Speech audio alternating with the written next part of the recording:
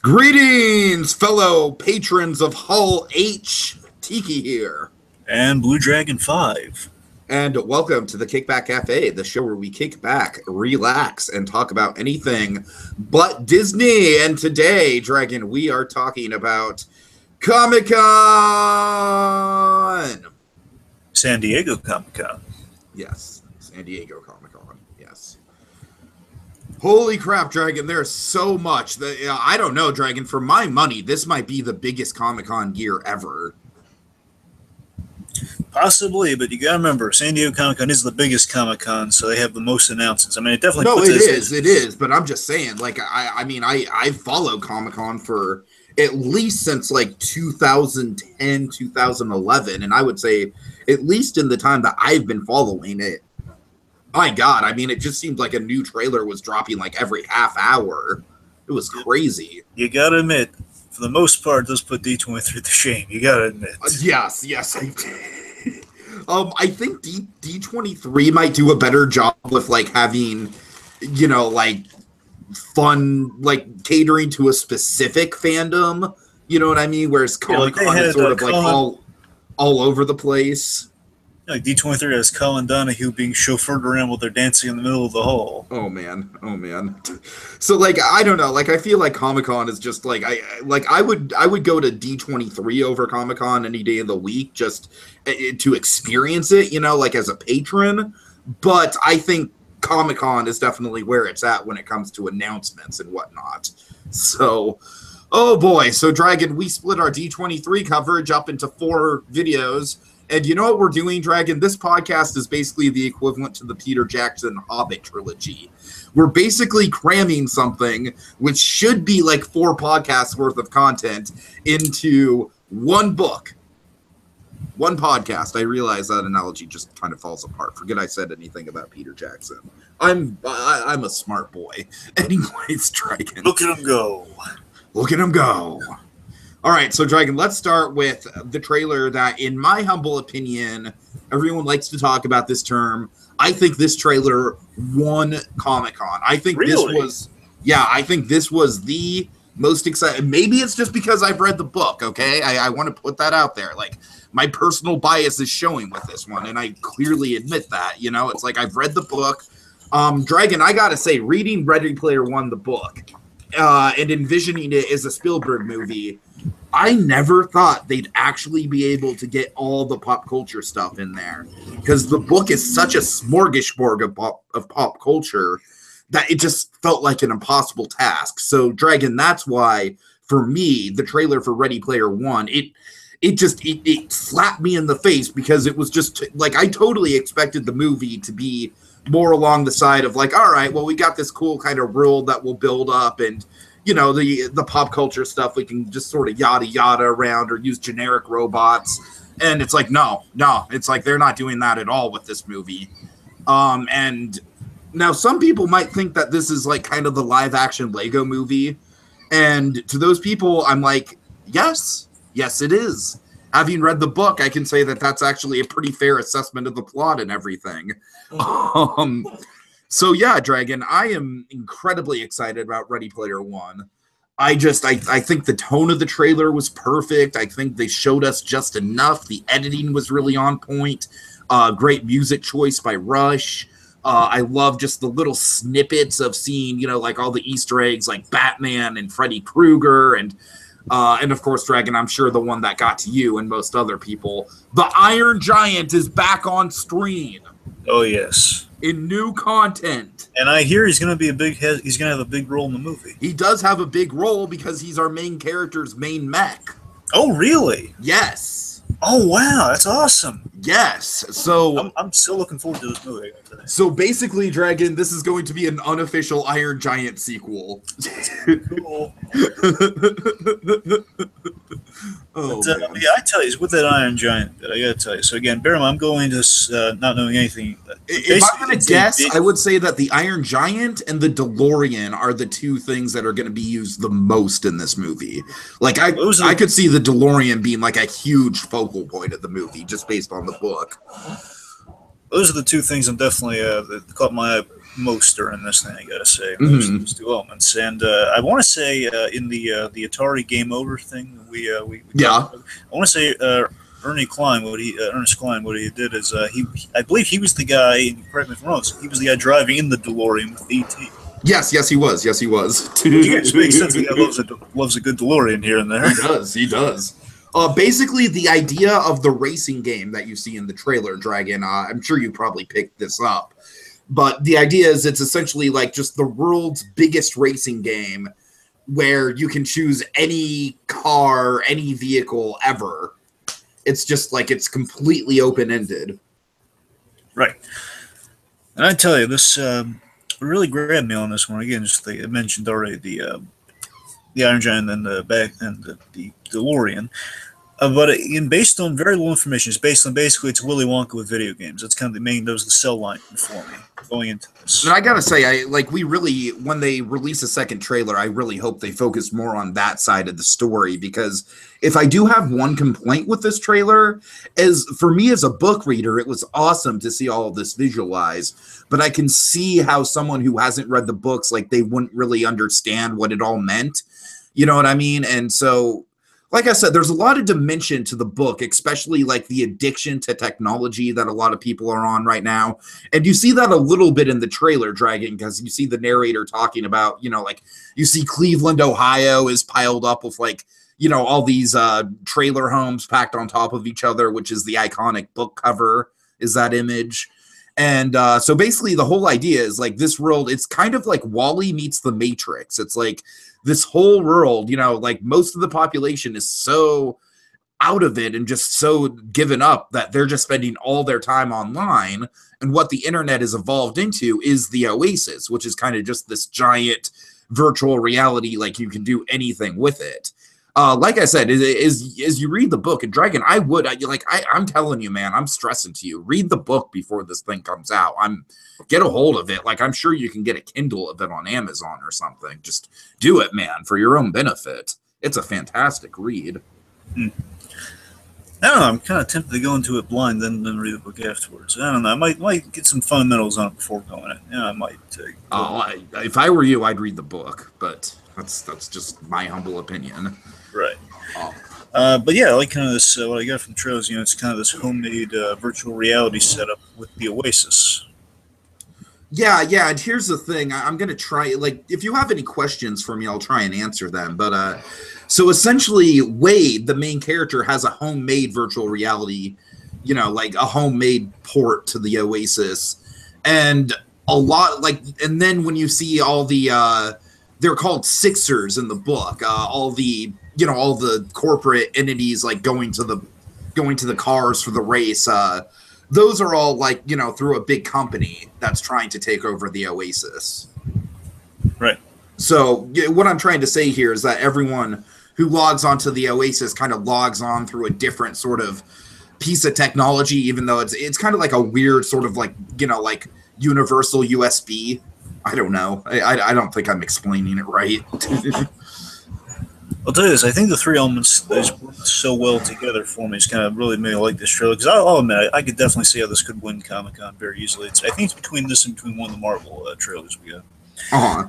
But with this though, just the moment just kind of tells me, like, kind of pulls you in like a trailer really should. It's just, but have like kind of basically an Alan Silvestri's take on like a bombastic version of the Willy Wonka-esque. Yes. Basically, pure magic, but it has kind of got awesome kind of buildy trailer. I'm glad you mentioned that. Yeah. I love that. I'm so charmed by that. And again, like they're hitting the Willy Wonka kind of esque nature of it. I can't wait to see Mark Rylance. I gotta say, man, I was a little skeptical about his casting at first because I just kind of pictured someone a bit younger as Holloway, his character, the Willy Wonka type.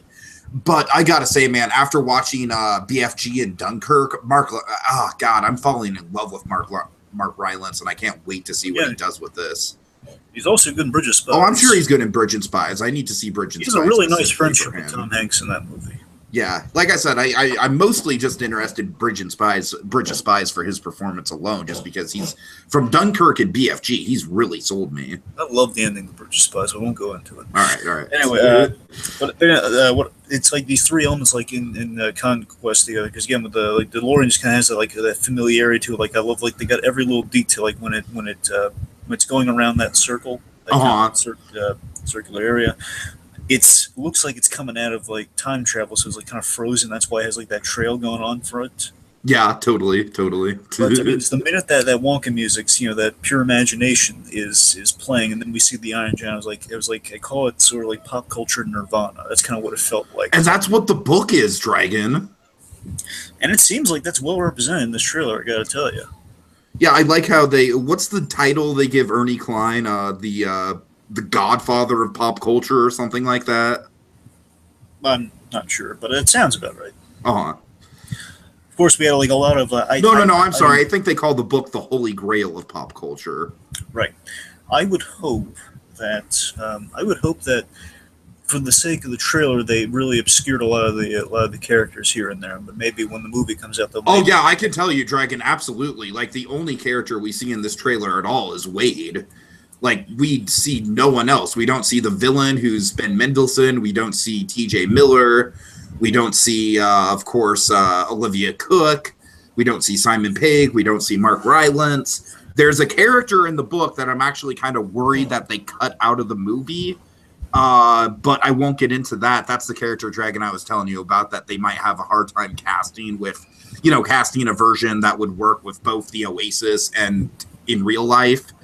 But no, Dragon, like I said, like they've done a very good job of just showing off the concept of the world, and we haven't gotten one look at any of the other characters yet besides Wade. Well, I mean, I also mean like the references, like. Oh, you mean the references, right? Yes, I mean, some of those I would imagine like maybe they could dial back the shading a little bit so you can make out who they are. But in the main movie, again, I understand why you want to obscure that in the trailer. I mean, it wouldn't make or break the movie. Just like I mean, what I'm hoping for is like I just hope that people aren't thinking that this movie is just going to be like a nostalgia like trying to be the Lego movie, you know what I mean? Because this book came out, obviously this book came out way before the Lego movie. I'm pretty sure this book was probably an inspiration for the Lego movie. And trust me, Dragon, the story and the characters, like, you're going to fall in love with the characters in the story.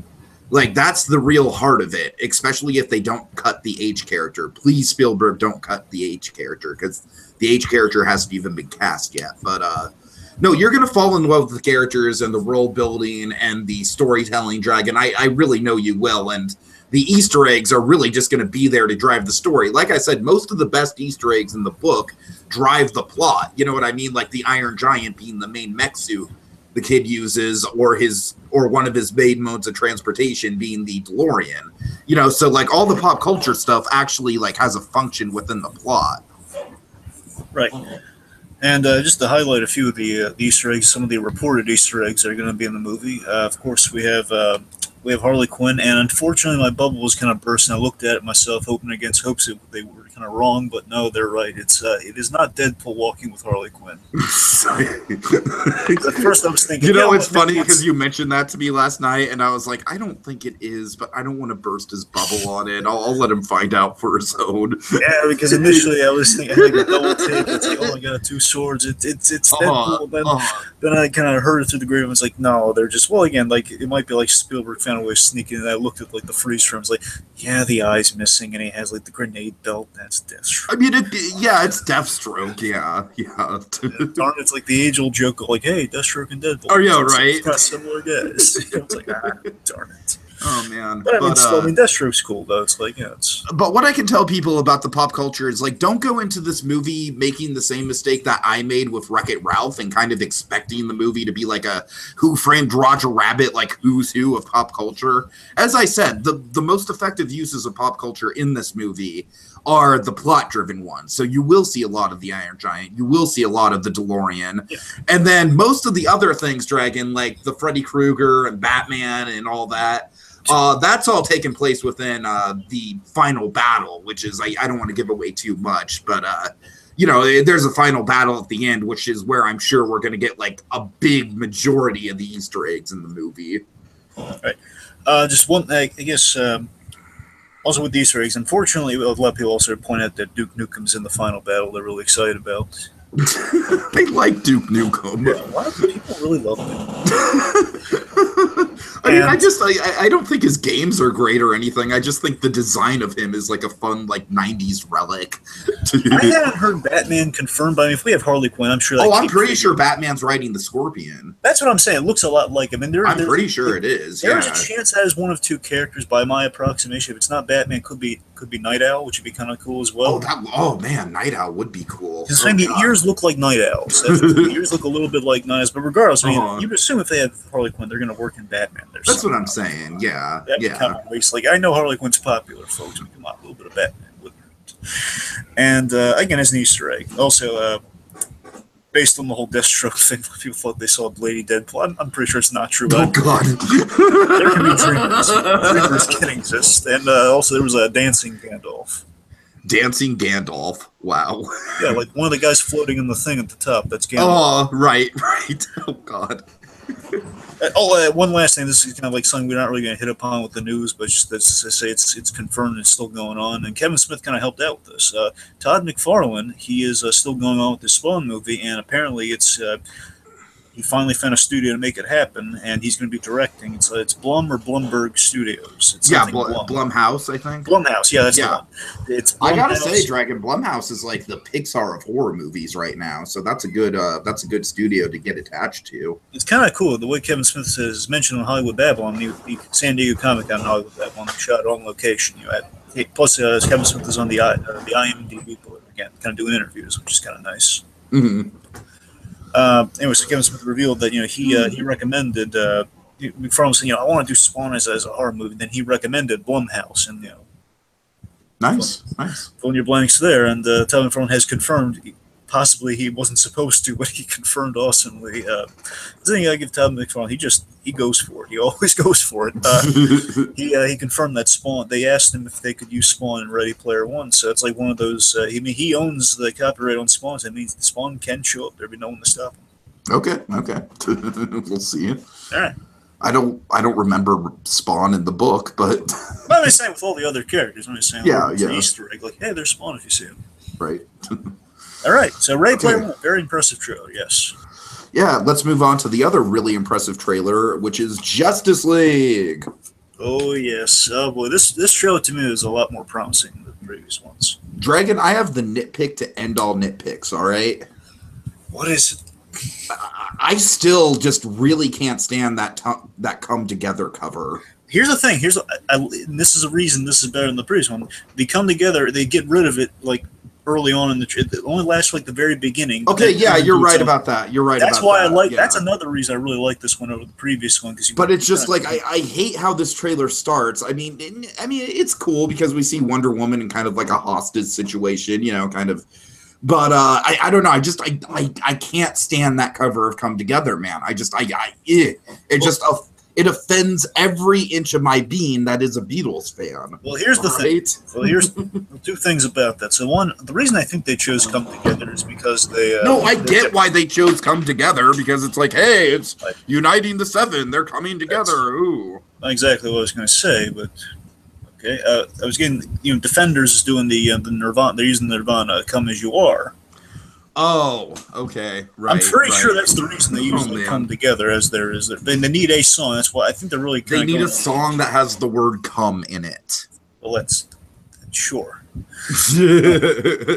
My point is, here's the coming out with like the use of a song in trailers. I think Defenders. I would love it if Defenders just use that as their main theme, honestly, because it fits so well. I mean, there's no guarantee of that, but I'm just saying, that to me works as well as kind of like the Daredevil like or like all those other themes. That one just fits so naturally. We've kind of built in Nirvana and Netflix a little bit here and there with Jessica Jones. And I feel like the opposite of like the Come Together with Justice League. It's just it's oh man, I don't know. The parts of this trailer that I'm scared of, Dragon, are the parts where the film actively tries to be badass. Well, let's break that down for a smidge here. But again, last thing on the song, what I'm really jazzed in mind about with the difference in score is that, again, it looks like they're distancing themselves when they come together because they didn't even really play the song. It's like they started the song and then went into the score, and the score was a lot. It feels very Justice League. It feels very like what Justice League should be with their score. So that's getting me excited about it. Just from like kind of a melodic level, I guess. Getting into some of the cool stuff. Let's see. Yeah, so I think definitely the biggest thing with this trailer that I took away from it is just the scope of this movie. I mean, oh God, I don't know, man. It's so hard with a fucking, oh God, it's so hard with a movie like this, with a Zack Snyder movie. And I know that Zack Snyder is not technically the one finishing this movie, but he shot like 80% of it, 90% of it. It's a Zack Snyder movie. Reportedly, I know people are going to go crazy the minute I mention this, but again, folks, keep an open mind. There are reshoots going on. Joss Whedon. No, I know that, but I'm saying Snyder still has his fingerprints all over it. Yeah. I don't know. I like that this one had. Again, it had more of a. I don't want to say a Whedon-esque thing because again, I don't know how much he really could have messed with it from the time he took it on onward. But I'm just saying, it feels more promising than the previous one. Like the first other one was like, I'm going to look for like kind of the good elements of this one. The other trailer, I didn't really like it all outside of the one scene with the Flash. Right.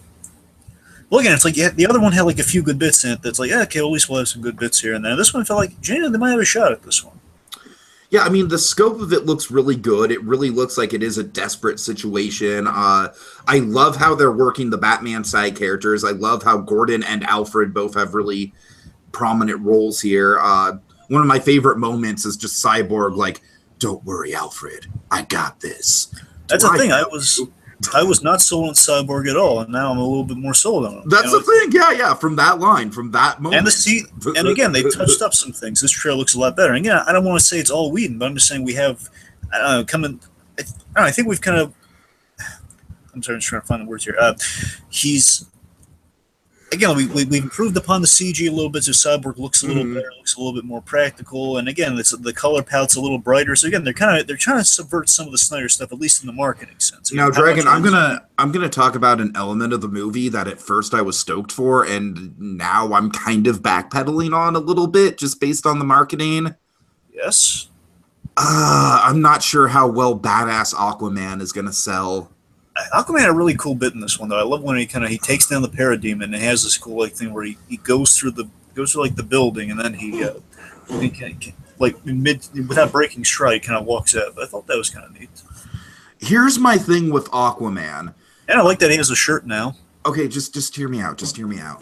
I feel like DC is so well aware that Aquaman is like the big runaway, like, like out of all the Avengers, or no, I'm sorry, not out of all the Justice League characters, I think Aquaman is probably the one, just based on the trailers, that's gotten the most hype surrounding him. And what I'm worried that they're going back and doing now is kind of basically desensitizing his character by making him too much of a badass, if that makes any sense. Like, I'm worried that he's just going to be kind of like a cardboard cutout, like, ooh, raw! You know what I mean? You know what I mean? Like, yeah, let's go! Ha ha ha ha ha! This is great! I don't know. Am I making sense to you, Dragon? I'm just like, what I'm getting from Aquaman now versus what I was getting like back during like, Batman versus Superman or the teaser for Justice League is, it just seems like he's played more for just like, oh, look how awesome this guy is, and it kind of gives me an effect of something like Two Towers Legolas or something like that. I don't know. Like, I feel like they're trying too hard with Aquaman almost. Well, here's the thing: if they're playing it traditionally, Aquaman, the serious version of Aquaman, not kind of the mock version, is we've gotten back to this certainly. I'm saying for a time, they're basically going with the '90s aesthetic of Aquaman in terms of like the long hair and kind of like. I'm down with the aesthetic. The aesthetic's great. Yes. Go ahead. I'm sorry. But what I mean is, in the '90s, that's kind of what gave us the aesthetic, minus the hook hand. But essentially, that's kind of what we're going for. Look. And at that time, and kind of what we got back to in the comics now, and he's the serious king. He's the diplomat. Essentially, they play him a little bit like Black Panther. But in the trailer here, it seems like we're going for Thor. Yeah, right. And Because that's again, he's the king of Atlantis versus the like thing Black is, like Panther, king of I was Wakanda. more excited for him, like when it looked like we were more going the Black Panther serious direction and less the sort of broy Thor jokey direction. You know what I mean? And I don't want Aquaman to just be a bro. Does that make Well, sense? And he just seems like such a bro in the trailers. I see the concern. I will say, I think the one scene in the other trailers that kind of gives me hope that they're not going in that direction. I think if they kind of go in that, if they go with that, if we basically we hit upon Aquaman's origin, we really sell it. I think whatever we do with him will kind of be excused because it has like a really good root to it all. I think if we strike that balance with it, Aquaman will be fine. But I mean, again, we run that risk. Like worst case scenario, at least we'll have some laughs with Aquaman. But yeah, we'll kind of basically, I don't want us to be in a position where we have fun with Aquaman, then we have to put all our chips down on the Aquaman movie to set him straight and just show us why. Right. And here's the thing, man. I am stoked for that Aquaman movie. I think the Aquaman movie is like easily going to be the best DCEU movie so far, just because I have that much faith in James Wan. I think James Wan is an incredible maverick of a filmmaker who happens to work really well within the Hollywood system. He's almost like a Nolan in that way. Of course, he's mostly worked in the horror genre, but I think his horror movies kind of reach a level of like, a level in horror that we've not seen in some time. And I really want him to kind of apply that same sense of artistry to Aquaman. So I'm stoked about that movie. Well, by that logic, I think that again, I think either way, in the long game, I think Aquaman's going to be fine. It's the question of how much heart do we put in Aquaman in this film versus like how we're selling the general public on Aquaman, so we can do a serious story with Aquaman the next go around. So that's exactly. Question. I think either way it won't be the worst thing ever. But again, I'm hoping they go smart route with it. Anyway, let's see. So again, I really like kind of where we're continuing with Wonder Woman, where I love the idea is like if she's in Paris and she's restoring the art pieces or the historical relics, which is kind of great comic bit right at the beginning. What are you doing this weekend, Diana? Oh, nothing too exciting. yeah, it's really cool. She's like, if I'm right, she's thwarting a robbery. They might be trying to steal Mother Box or something. It could just, but I've always pitched this for Justice League. I've always wanted to see this. I doubt they're going to do this, but I'm saying for this scene, they might just kind of be doing it for like maybe the Wonder Woman scene. I've always wanted to start a Justice League movie where we check in with our guys and they're all kind of like just doing like kind of day to day. They're foiling a villain, so we can work in multiple villains. Again, kind of like what we do with the Spider-Man Homecoming movie. We have like just a villain, he stops, and then just be like a little side villain. Doesn't need to be the big guy. Mm-hmm. Anyway, it's just kind of cool. Like, kind of see Wonder Woman doing what she does. And just I've been dying. I've been clamoring to see just Wonder Woman just kind of not in like a big her versus a god story. It's like her in like city populated by people. Oh yeah, I hear that for sure. And I think that's why, like, even the people who really loved Wonder Woman can agree that last fight in the Wonder Woman movie was just silly. It's always the thing. Wonder Woman, oh yeah, remember all the Greek mythology stuff we do. Wonder Woman, yes, that's good. I get that, but I mean, I like like go and give me like again, not a super huge fan of the Linda Carter series, but again, that's the charm of Wonder Woman. Let's see her like this fish out of water story where she does the things that Batman, Superman won't do. She's that. It's like, what if you had someone? I won't get into the comparison. The point is like someone like in the middle between Batman and Superman. I mean, I do think that the dynamic, like the group dynamic in this trailer, works really well from what I can tell. And of course it's very structured, much in the same way. Like I'm familiar with the Justice League cartoon to a certain extent, Dragon. I haven't watched a lot of it, but I've watched enough to be familiar with the characters. So. I like how, of course, Wonder Woman and Batman are sort of at the forefront, kind of leading things. And I got to say, Ezra Miller as the Flash is probably the standout for me. Like, I think he's going to be the best part of the movie. They revealed something in this trailer with the Flash I'm really interested with. And I'm really, someone has pointed out before, the idea of this Flash at this point in his career is kind of differentiated from the TV Flash. He's not a fighter. Yeah. This is a There's a Flash early in his career where he's. I just run real fast and push people. And with that, he's dealing with the bank robbers and everyone. He's not quite too he doesn't have Reverse Flash yet. He doesn't have Gorilla Grodd. He doesn't have the big kind of be all. He doesn't have like his overarching season villain of the Flash quite yet. Mm-hmm. Who's the fastest man alive now, Flash? Who's the villain now, Flash? Who's the villain? That's the line. That's the line. Oh man, I love Reverse Flash. I don't want to get off topic. Oh my god, Tiki, you gotta see more Reverse Flash. He's so good. I know. Okay, I will tell you, Dragon. Like, we'll get to Flash later, but like seeing the Flash season 4 trailer, I was like, yep, I should probably catch up on this. This looks pretty awesome. And Reverse Flash in any show that he's in there, he's like the kingpin of the CW verse for me. I get so excited when we do Reverse Flash. Okay, let's see. We had a really important little throwaway line. There are new Steppenwolf arrives. Steppenwolf arrives, and he's in Themyscira. Most likely a flashback because we see Robin Wright's character in the character. And if I'm right, that's the premise of the movie is that Steppenwolf, under Darkseid's instructions, is going to Earth and he's retrieving 3 mother boxes. Cyborg has one of them. I'm going to guess one of them's on Themyscira because there's like this little box thing on the thing, which is probably a mother box. I don't know what the third one is. It's a guess, but they need the mother boxes to kind of take over the Earth. Essentially, that's the premise. And Steppenwolf is teasing the ultimate. So I'm guessing that Darkseid is kind of like the Thanos who's being built up to be in maybe like Justice League 2 or 3. Yes, mostly. There's a chance they could work him in at the end for like the third act, but I'll guess. God, I hope they don't do that. The thing is, they really touted up this part 2 thing, so it would make sense that they're going to save Darkseid for part 2. Because again, they were DC. Unfortunately, I really wish DC kind of formed the original kind of path with a lot of their stuff, because DC copying the Infinity War part 2 thing, now they're stuck with it. I mean, let's just face it. They blew their load big time when it came to. The Apocalypse? No, not Apocalypse. Doomsday. Yes. Oh God, that was just that was really bad. Yeah. Anyway, so Steppenwolf, he's going on being all ominous and stuff, saying, "You have no protectors here, no lanterns."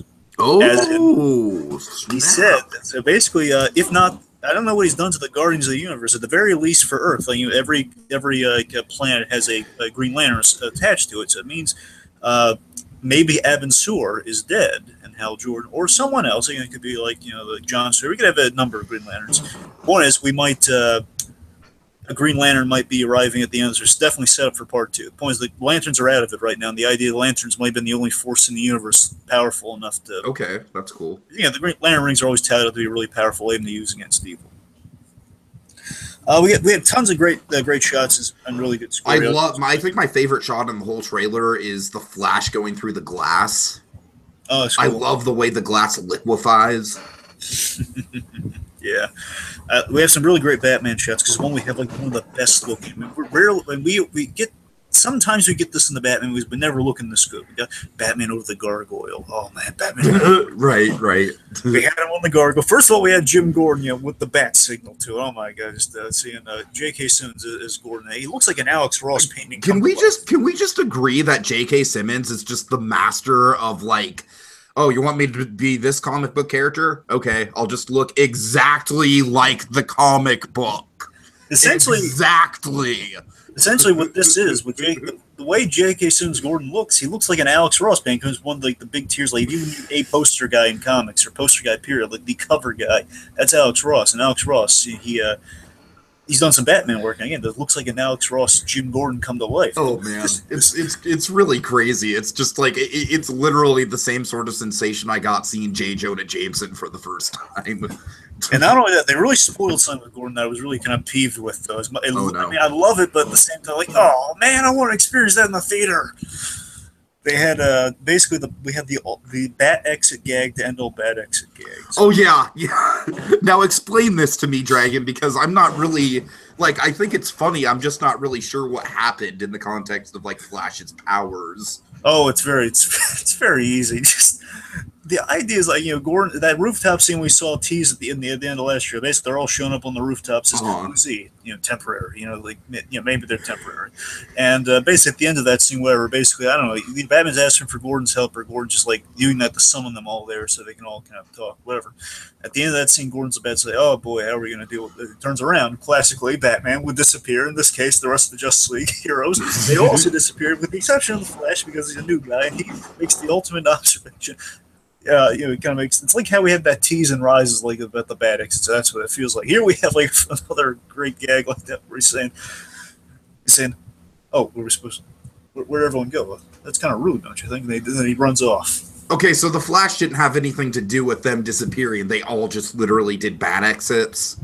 I believe that's what I took the gag to be. Okay. Everyone else disappeared because I wasn't quite sure if the Flash was in on it or not. I think Flash had manners, and then he pointed, "Oh man, that's rude. They're just gonna lift you there." That's great, and that I loved. You're right, Dragon. That would have been spectacular to save for the actual movie. Yeah, I would have lost it. Yeah, we're not supposed to get like a lot of J.K. Simmons Gordon scenes, and that might be like my guess is that we're gonna have 2 to 3 Gordon scenes.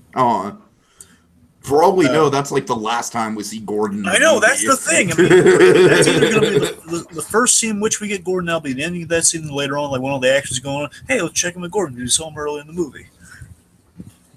One of those two. Let's see. Also, Alfred had a lot of good stuff. You're close to Jeremy Irons. Alfred never have had a bad Alfred in cinema. I think it's impossible to have bad Alfred. And again, I love through Alfred we get a reference to the Penguin here saying, I long for the simple days of exploding wind-up penguins. That was great. And of course, Alfred has the most talked about part of the trailer. Yes, essentially I'm guessing it's Soups. There is a very slim chance it could be Green Lantern, but yes. Oh, God. I'm saying, yeah, it has to be Superman. Come on. I like that we're not showing him, though. I do like that. Yeah, because he's got a complete redesign, right? Like he's got the black suit and everything. So I don't know. I mean, there's some figures that have come out. I mean, I think we're going to get both suits in it somehow. I don't know how long the other suit's going to be in there, but we'll probably they've teased the black suit, so it's okay. It's probably going to get both. Some people think that Superman might be evil for a portion of the movie. I don't know. I don't think so, but we'll see. Not based on this, it doesn't seem like. Yeah, not based on this. Also, we should address that. While it is cool, honestly, if you what they're doing, obviously, they're ignoring Man of Steel and Batman v Superman because they're touting Superman as classic comic Superman. Right. They are basically saying like he represented hope, and he's like he showed us to be the best of ourselves. I do find it a bit hypocritical that Batman's the one saying this. And again, it's like if we basically, I think they're trying to ignore those movies, basically ignore all the. That's what it reads to me. If there's even a 1% chance that he's a threat, then we have to take it as an absolute certainty. But you see what I mean, though, right? It's like them just trying to okay, we'll take the ending of Batman v Superman. Okay, we did a really cool Death of Superman homage where the funeral. No, I see what you mean. I just like for me, just the sting of Batman versus Superman hasn't worn off yet, so I'm still kind of in the mode of like nitpicking the Batfleck. Yeah, but again, on the whole, I get a lot of promise. This new Justice League trailer shows. Yeah, like I said, I just hope that they have time to de-Snyder it. Yeah, and again, I mean these reshoots with Whedon, and again, the trailer itself just showed some improvements. I mean, I think it's a good sign. I don't know. I have more faith in it than I did before. I was always like, okay, we'll look for the cool stuff. Hey, Batman looks awesome. What else do we have here? That sort of thing. Exactly. All right. Okay, moving on. So we had some confirmations, of course. So. Next on the docket, they announced. Unfortunately, unlike Marvel, they don't. I mean, I don't want to make like a whole DC versus Marvel. I'm just telling you the facts, folks. Is that DC? These announcements go a long way because they don't really have a long drawn out game plan with like years nailed down. Because they make alterations, they add movies. They're laying down the track as the train's coming down the track. Like the only 2 alterations, Marvel had 3 alterations, but they're very minor, doable alterations. Like, okay, we're not going to do the next Avengers movie will not be right after and be a 2. We're going to add Spider-Man to the mix, even though it's not technically in our lineup. And Inhumans is going to be 2. And yeah, exactly. They made like 3, and honestly, Spider-Man took the Inhuman spot in a way. It's exactly. So very minor changes. DC, on the other hand, like, okay, here are the movies we're doing. When? No idea. So here's what they have announced, and just based on the fact they announced, it sounds like okay, it is on the fast track. Maybe. So next one, Shazam. Which after Aquaman, we should say that. We already know Aquaman's on its way. Basically, after Aquaman, then we're getting these Shazam. The contrast between Aquaman and Shazam is just going to be total whiplash, man. I'm baffled by this. I can say this, that Shazam is kind of puzzling the way they're going about it, but Shazam is a cool character. I always longed for his original name was Captain Marvel. To me, he's always... We're not going to get him being called Captain Marvel. I know that for very obvious reason now. I will say it's amazing, though. In the years I watched Justice League Unlimited, the years when I first was introduced to Captain Marvel, oh man, that's a cool character. I could see him as all the cool stuff with Captain Marvel. I never would have imagined, knowing back then like there are two different characters called Captain Marvel, I never would have imagined we'd have comic book universes that both would be in a position of like, okay, we have our Captain Marvel in the works, and now there's the original Captain Marvel in the works. Right. I never would in early years would have known like we'd be in a position of having that on the horizon. But essentially, they renamed Captain Marvel Shazam. That's not a new thing. That's been around since the New 52 onwards, definitely. And you know the gist of Shazam, right? More or less. It's very simple. Yeah, he's a kid who as a sorcerer, like just a magic guy. Right. He runs into a man. He helps. He's a kid. He's like a maybe 10, 12-year-old kid, young kid. Young kid. He basically takes pity on like what he thinks is a homeless man. Actually, is a wizard. You're a wizard, Harry. The wizard. I'm sorry. The wizard uses his magic, and basically, it's like Shazam is an anagram for like all the great heroes of mythology and myth and all that stuff. And basically, that's what the letters spell out. And basically, whenever this kid says Shazam, again, that's the way it went originally. I forget how they've updated it because now it's not. He doesn't have the same weakness now, from what I understand. But he says Shazam, he gets struck by magic lightning, and he becomes a full-grown Superman-esque figure. Basically, Superman powered by magic. Which, again, Superman is vulnerable to magic. So if Shazam and Superman got into it, Shazam would have the advantage. Oh, man. Oh, boy. And, like, now I forget what the retcon is. So basically now, before it was like, if you tricked him into saying Shazam, he'd be in a lot of trouble. Okay. Which I really like that. But, again, they changed things a little bit. The point is, because now, I think my dumb gripe was, when you rename him Shazam, if he introduced himself, then he'd be struck by lightning. But again, they found some way around. Now, here's the interesting thing to you. The one thing we really got to talk about is that the thing they've been touting off about the Shazam movie for God knows how long. Dwayne "The Rock" Johnson has been attached to this movie, not as Shazam, which either way would be good casting. Again, I could buy him for the longest time. I've heard that he was going to be Shazam and Black Adam. Yeah, and I could buy that too. I would totally buy into that. That's the thing. I mean, they look exactly the same. Only one's in a dark costume. Exactly. That's the difference. Pointy ears in a black version of the costume. I really. Oh man, that would be so good. But again, here's the weird thing. And again, I don't really get. Again, I'm not super into Shazam, so I can't really vouch for how big a following Black Adam has. All I know is that in all the Injustice, the video game based comics, they keep bringing him back because they really like him. Black Adam is apparently he's an anti-hero. To me, he always seemed like a bad guy. He was the guy Shazam fought. It sounds like he's kind of like a villain who, and keep in mind, I know very little too, but kind of sounds like almost like sort of a Blue Beetle kind of situation. I don't know if that's the right comparison. Probably not. Probably not. Blue Beetle is a really different thing, Tiki. Yeah, you're right. I think I'm thinking something. Okay, let's say Venom. Let's say Venom. Yeah, that makes more sense. Basically, it's like kind of like in terms of popularity, definitely like, hey, let's give him a spin-off and let's kind of do a little bit of a dark, anti-hero thing with him. Yeah, Venom. That's actually a comparison that makes sense. So, all right. Yes, but Black Adam's getting his own movie apparently, which is a little baffling because after all this time, I just can't with that. I have no words. I will say this: the thing they are promising, because everyone loves it when these two guys mix it up. They are promising Black Adam versus Superman at some point. I mean, that's cool, but I don't think he needs his own movie. I don't think he needs a movie either, but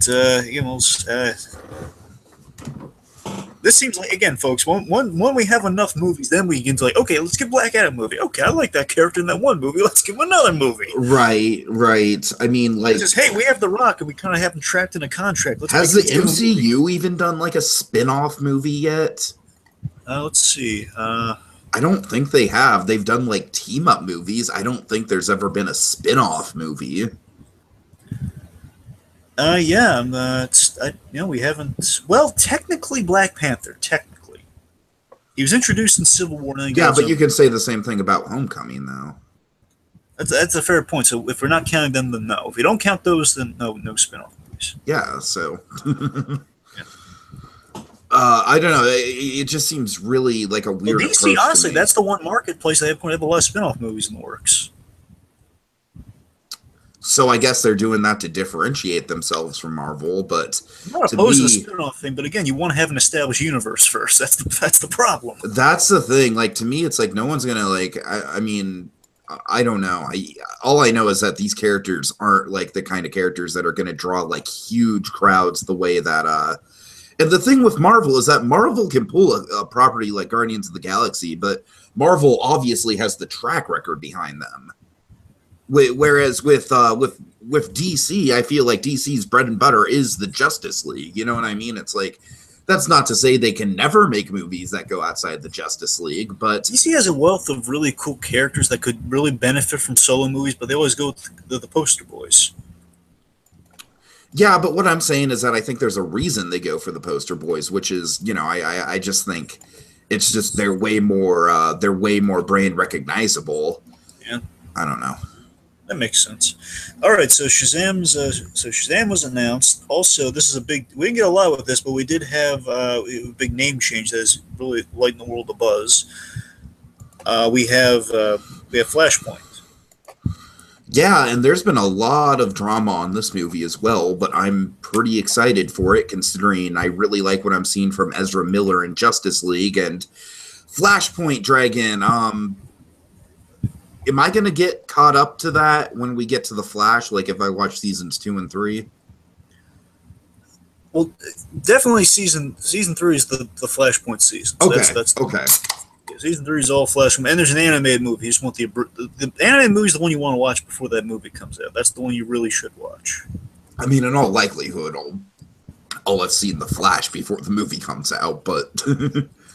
Well, I mean, that's like they adapted the comic, which is Flashpoint, into an animated film, and then they did it on the TV show, and then we're going to have it in a movie. Everyone loves Flashpoint. The reason for that is that it gets you the alternate. The Flash messes with time, and there's everyone loves time travel, man. I mean, that's just a God-given fact. They do. I mean, Flash time travel is quite a great deal. Flashpoint's like the main reason people love Flashpoint is because it affects the entire Justice League. Like, it affects the whole world, and we see like all the.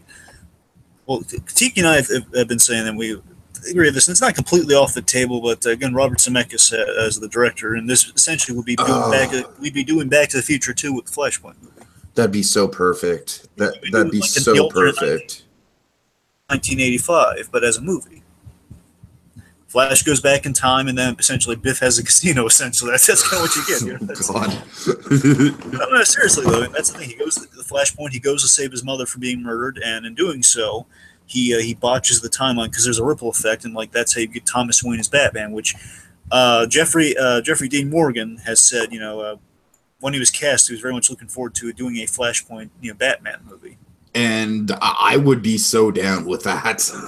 I mean, again, that'd be perfect for him. That would be a spinoff I could get behind. I'd love to see that. And I mean, the only hesitation I have is that again, it's not that we just because we did the animation. That's not the thing. But I'm saying we kind of did it on TV and we didn't really use it to its full potential. But at the same point, the Flashpoints, it's like Flash's first movie would be mainly riding the coattails of the Justice League. It's not like his own movie. It's like you can't just have him versus, the Rogues Gallery, a team. We haven't really he hasn't really gone up against a team of rogues. It's usually been one-on-ones in the TV show, and we just haven't seen him do that yet. Mm-hmm. Kind of bugs me that we can't have him have his first act. We can't have again, I'm just going with the Zemeckis example here. We can't have the Back to the Future 1. We're going to the Back to the Future 2 immediately. We're going right. Like, I want to see again kind of the Marty McFly type character kind of dealing with these powers and getting the trouble, maybe discovering time travel at the end, which would lead to Flashpoint in a future movie. You know what I mean? Yeah, but I do think that it's understandable that they're doing Flashpoint for me, because keep in mind, I'm less of the fan of this stuff. Like, not that I don't enjoy it, it's just I'm not like really as invested in it as you are. And for me, I think Flashpoint does kind of get me more interested in this movie than I would be otherwise, because I do have some familiar connections to Flashpoint, and I do really like the idea of time travel. I mean, would I like to see the Robert Zemeckis 1985 thing? Yeah, but I also think if Robert Zemeckis were directing Flashpoint head on, I think he could do a great job still. So I'm just hoping that Robert Zemeckis stays attached. Well, I mean, saying he's not officially attached. I'm saying he's in the running. But also, here's who is in the running, who might be coming back to it, though. Lord and Miller, who originally on the project, they're in talks to come back. Oh, dear. Because now, they're not working on Han Solo. I mean, I think their brand of comedy works way better for The Flash than it did on Han Solo. So, yeah, if the studio wants that brand of comedy. Which feels natural for The Flash. To be honest with you, though, I think for a story like Flashpoint that does have a lot of... I think Zemeckis would be better at a story like Flashpoint. Yeah. So... And one thing I could see with Flashpoint, again, the benefit of doing Flashpoint is that for this universe of like Justice League being our main brand, it would make sense to do Flashpoint. Again, maybe not right out the gate, but it would make sense to differentiate themselves from the TV show to do Flashpoint, which the TV show really hits upon the origin of Flashpoint. It doesn't do like the whole all the ramifications that Flashpoint does. Oh, that's disappointing. Well, I'm saying it's that anyway. Right. The point is that it doesn't really. Again, they don't have Batman too, so they can't really do. Okay, right. I gotcha. And plus, you have various shows and production budgets and everything. You can't do you can't check in with every hero like you could with this. And again, so it kind of makes sense to do Flashpoint, I guess. But the thing I could really see is connecting just like one last thing is well, we established in that Justice League trailer that he has not contended with Reverse Flash or someone he's really had to fight. What if Flashpoint introduced Reverse Flash, and that's kind of our bridge to Flashpoint? He introduces him. He's a time traveler, so if that introduces him to time travel. I mean, I definitely think there's a big possibility Reverse Flash could be the main villain of this for sure. And possibly, again, depending on what we see in Justice League, maybe that time travel is kind of goods to that thing in Batman v Superman, just the discovery of time travel. Right. I don't know. Again, it's the point is let's introduce Reverse Flash with Flashpoint because he is in that story, but that was the big introduction. No, I mean, I think especially because unless they want to do Grodd, Reverse Flash and Grodd are kind of like the big two headliners for him, right? Yeah, they're kind of like his Bane and Joker, essentially. And I guess Captain Cold as well, but... Again, Captain Cold's also the debatable Joker for Flash, because, he's the favorite... he's kind of like a Two-Face. I don't know, he's a very iconic foe for Flash. Uh-huh. Anyway, so yeah, that's all we... Oh, and Cyborg, and they've cast Iris. We're going to have Iris West, who will appear in Justice League along with Cyborg, and Cyborg will be... Iris is going to be in Justice League? Oh, God. Okay. Again, they're going to squeeze her in there. They're squeezing in supporting characters. Remember, Justice League's establishing... I understand. It's that's just going to be odd, to see another Iris, because, I've watched the show now, so, okay. We've got Iris, we've got Lois, we got Jim Gordon. Aquaman has kind of a Jim Gordon-esque figure in Atlantis. Nice. Played by Willem Dafoe. Oh, are you kidding me? Hell yeah, sign me up. All right. Okay, it's and Cyborg, who of course has a major role in Flashpoint, he will be in the movie as well, so that's cool. Nice. Yeah, like I said, I'm getting more excited about Cyborg the more I see of him. Hey, Cyborg essentially he turns into Superman in the Flashpoint. I mean, he's not he's not Kryptonian or anything, but he becomes the hope icon in the Flashpoint. Oh, that's cool. That's cool. Uh-huh. That's the only time I really cared about Cyborg. I tell you, again, Cyborg, he's not a Justice League. He's a Teen Titan. That's always deep down. That's always the thing. Now, that's one thing that I'm kind of surprised hasn't been announced yet, Dragon. You would think that a Teen Titans movie would be a no-brainer. They're doing a TV show right now. They're working on it. Yes, I know they're doing a TV show. It's called Teen Titans Go. Well, no. Not. They're doing a live action show. Okay, I'm sorry. I knew what you were talking about. I just... Without Cyborg, because again, we can't use Cyborg ever on the Teen Titans again because we just we're upgrading. We're promoting him, I guess. I guess. Too. Mainly, it's been officially announced, and right now they're developing a story, and it's Patty Jenkins returning, and right now she and Jeff Johns, who is a new name to it, who's a good comics writer. Again, the guy who kind of mastermind kind of the Flash and Green Lantern in comics, he's kind of reinvented him, kind of made him the way we like him now. Of course, big reason for why the Flash TV show is so good. Mm-hmm.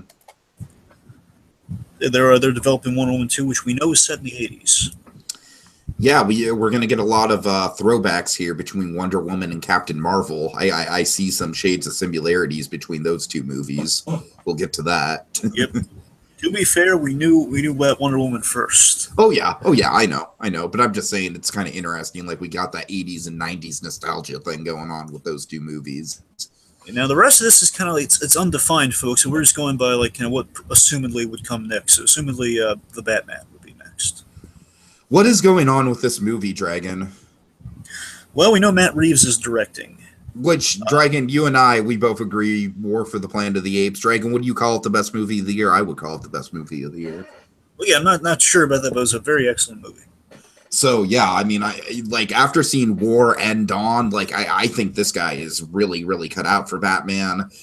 Still kind of bummed that we're not getting that whole, the artist, the auteur Ben Affleck Batman movie. But my question is Ben Affleck even still goddamn attached to this character? Because this was a big deal at Comic-Con. Yeah. This is kind of funny that he went out on stage essentially and he kind of did like an I'm Batman, basically saying he dispelled the rumors. No, I'm still Batman, guys. So yeah, he will be Batman in the movie. Okay. So I'm just saying that's we'll see. We'll see. I don't know, Dragon. I mean, I have a feeling that movie is just got just it seems like the DC equivalent of the Han Solo movie. You know what I mean? It's just I will say this though. I would imagine that I could see the Batman not doing well as a final straw for Affleck though. I could see that happening. Oh yeah, absolutely. It's like, okay, I can't make anyone happy. I'm out of here. Hello, but again, darkness, my old friend. But yes, I think he spoke about that meme, by the way. Oh God. He said, like, next time I do an interview, I'm speaking. I'm not just going to be silent in an interview. Okay, if it was me, I'd be really amused by it. No, I'm saying, I'm sure, like, I would hope he's had a chuckle about it. But right. Like, man, I'm not being raped over being endlessly beaten down by this meme. Okay. But yeah, of no, course, I don't think he was beaten down by the meme at all, because I think the whole point of the meme was that everyone was super sympathetic to him. Like, oh, don't worry, Ben, you were awesome. You weren't the bad thing about it. Anyways, let's see. And the other is kind of vague thing that's been teased about the Batman is that it's going to be a kind of a noir Hitchcockian take on Batman. Oh man, I like that. Which is cool. And again, Matt Reeves essentially he made a Batman movie with Caesar. Essentially, it's what he did. He made a Batman movie with apes. And I can see the Hitchcockian elements in his 8 movies. I can. Oh yeah, and with that again, he's taking it from scratch. So any word on the villain? Well, that's the thing. So Joe Manganiello was announced as Deathstroke, right. But ever since Matt Reeves kind of went on the project, he said he's going to really kind of take it from scratch with the writing because again, he wants to make it more that noir Hitchcockian Batman. You kind of take it the way emotionally he wants to take it. There's no guarantee that we're going to have Manganiello as Deathstroke. There's a chance Manganiello could still be involved as a different character, but again, it's unclear. Mm-hmm. I mean, either way, I had back when Manganiello was announced, I had a whole idea what they were going to do with the Batman. But now with Reeves involved, I'm very interested. Kind of like curious. Like again, we could have any number of different villains. As the what lead. Villain would Andy Serkis be good for? Oh geez, I know. Oh man, he could be. I could see him as a good Harvey Dent. To be honest with you, I could buy that. Oh yeah, I could. Oh man, that'd be great. You could buy him as a good Harvey Dent. Also, oh my God, it'd be perfect as, and he could do kind of like a motion capture thing. It'd be perfect as. Clayface. Yes, Clayface. I could see that. There's one other, and I could see him as this character. But seriously, though, I would make a pitch for Matt Reeves to do this as the Batman villain. If he's doing an emotional Hitchcockian story, seriously, he could do the proper Mr. Freeze. Mr. Freeze. Oh And God. I could buy again. Circus could buy a variety of things. Again, motion capture would be perfect for Clayface, but again, Two-Face would also be good. But again, honestly, I could buy him as a Mr. Freeze, but Mr. Freeze would be a villain to consider for Batman. Next Batman. Because Mr. Freeze is a villain that has so much potential. He's got so many layers to his backstory. That's what I'm saying. If you were going to bring Batman to the big screen, how can we do things differently? We're going to take one of the best. And Mr. Freeze is also like a super well-known Batman villain who hasn't properly been brought to screen yet. That's what I'm saying. Like, how are you going to own Batman for like bringing it back with the Affleck Batman? You know what? What's a villain we've been too scared to bring to screen ever since Schumacher? You know, we're going to do in the series. We're going to do like what killed the dinosaurs? The Ice Age. Like, we're going to do a Heart of Ice take on the big screen. Oh God, what is the title? Well, I know the title is going to be The Batman, but what if the title was The Batman and the subtitle was Heart of Ice? Oh my God, that would. I bet that tickled your fancy there, didn't it? That would. You'd see everyone just Heart of Ice. You'd see a billion people simultaneously sending in their money. Okay, everyone would say, Mr. Freeze again. After War of the Planet of the Apes, take my money, send all my money. Right. All right, let's see. So, moving on from Batman, let's stick in the Bat universe a little bit here. We have Batgirl, which officially is going to be called Batgirl. That's really the most we know about, and it shoots in 2018. It shoots in 2018, and Whedon's directing it, correct? Those are the three details we know. It's going to be called Batgirl, shooting in 2018, which means it'll be coming out when they're shooting in 2018. It's suggested it will come out in 2019. So, Dragon, I have one question about this that I'm curious about. Do we know if they're going to address the Killing Joke in this? Well, I would say no. If I'm going to guess, I would just say no. Like they're just going to pretend it didn't happen, but she'll be in the suit walking. So right.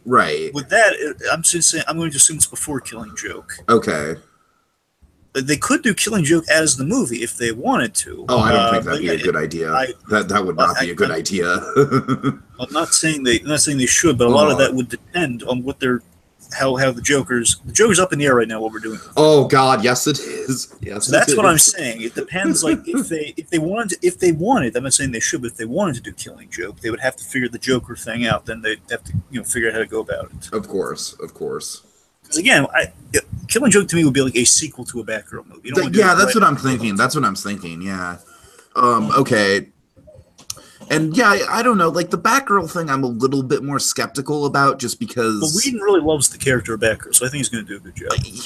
Okay, yeah, that's the one thing I have to keep remembering, because I know diddly about the Batgirl character. Whedon really loves female comics characters. He really does a good. And you know, say in Buffy essentially is like him doing a comic character without actually having the rights to a comic character. Right. Okay, and then the other movie we have announced is a Nightwing movie. Yes. Now, this is Chris McKay, and if I'm right, Chris McKay is the director of the Lego Batman movie. Sounds right, yeah.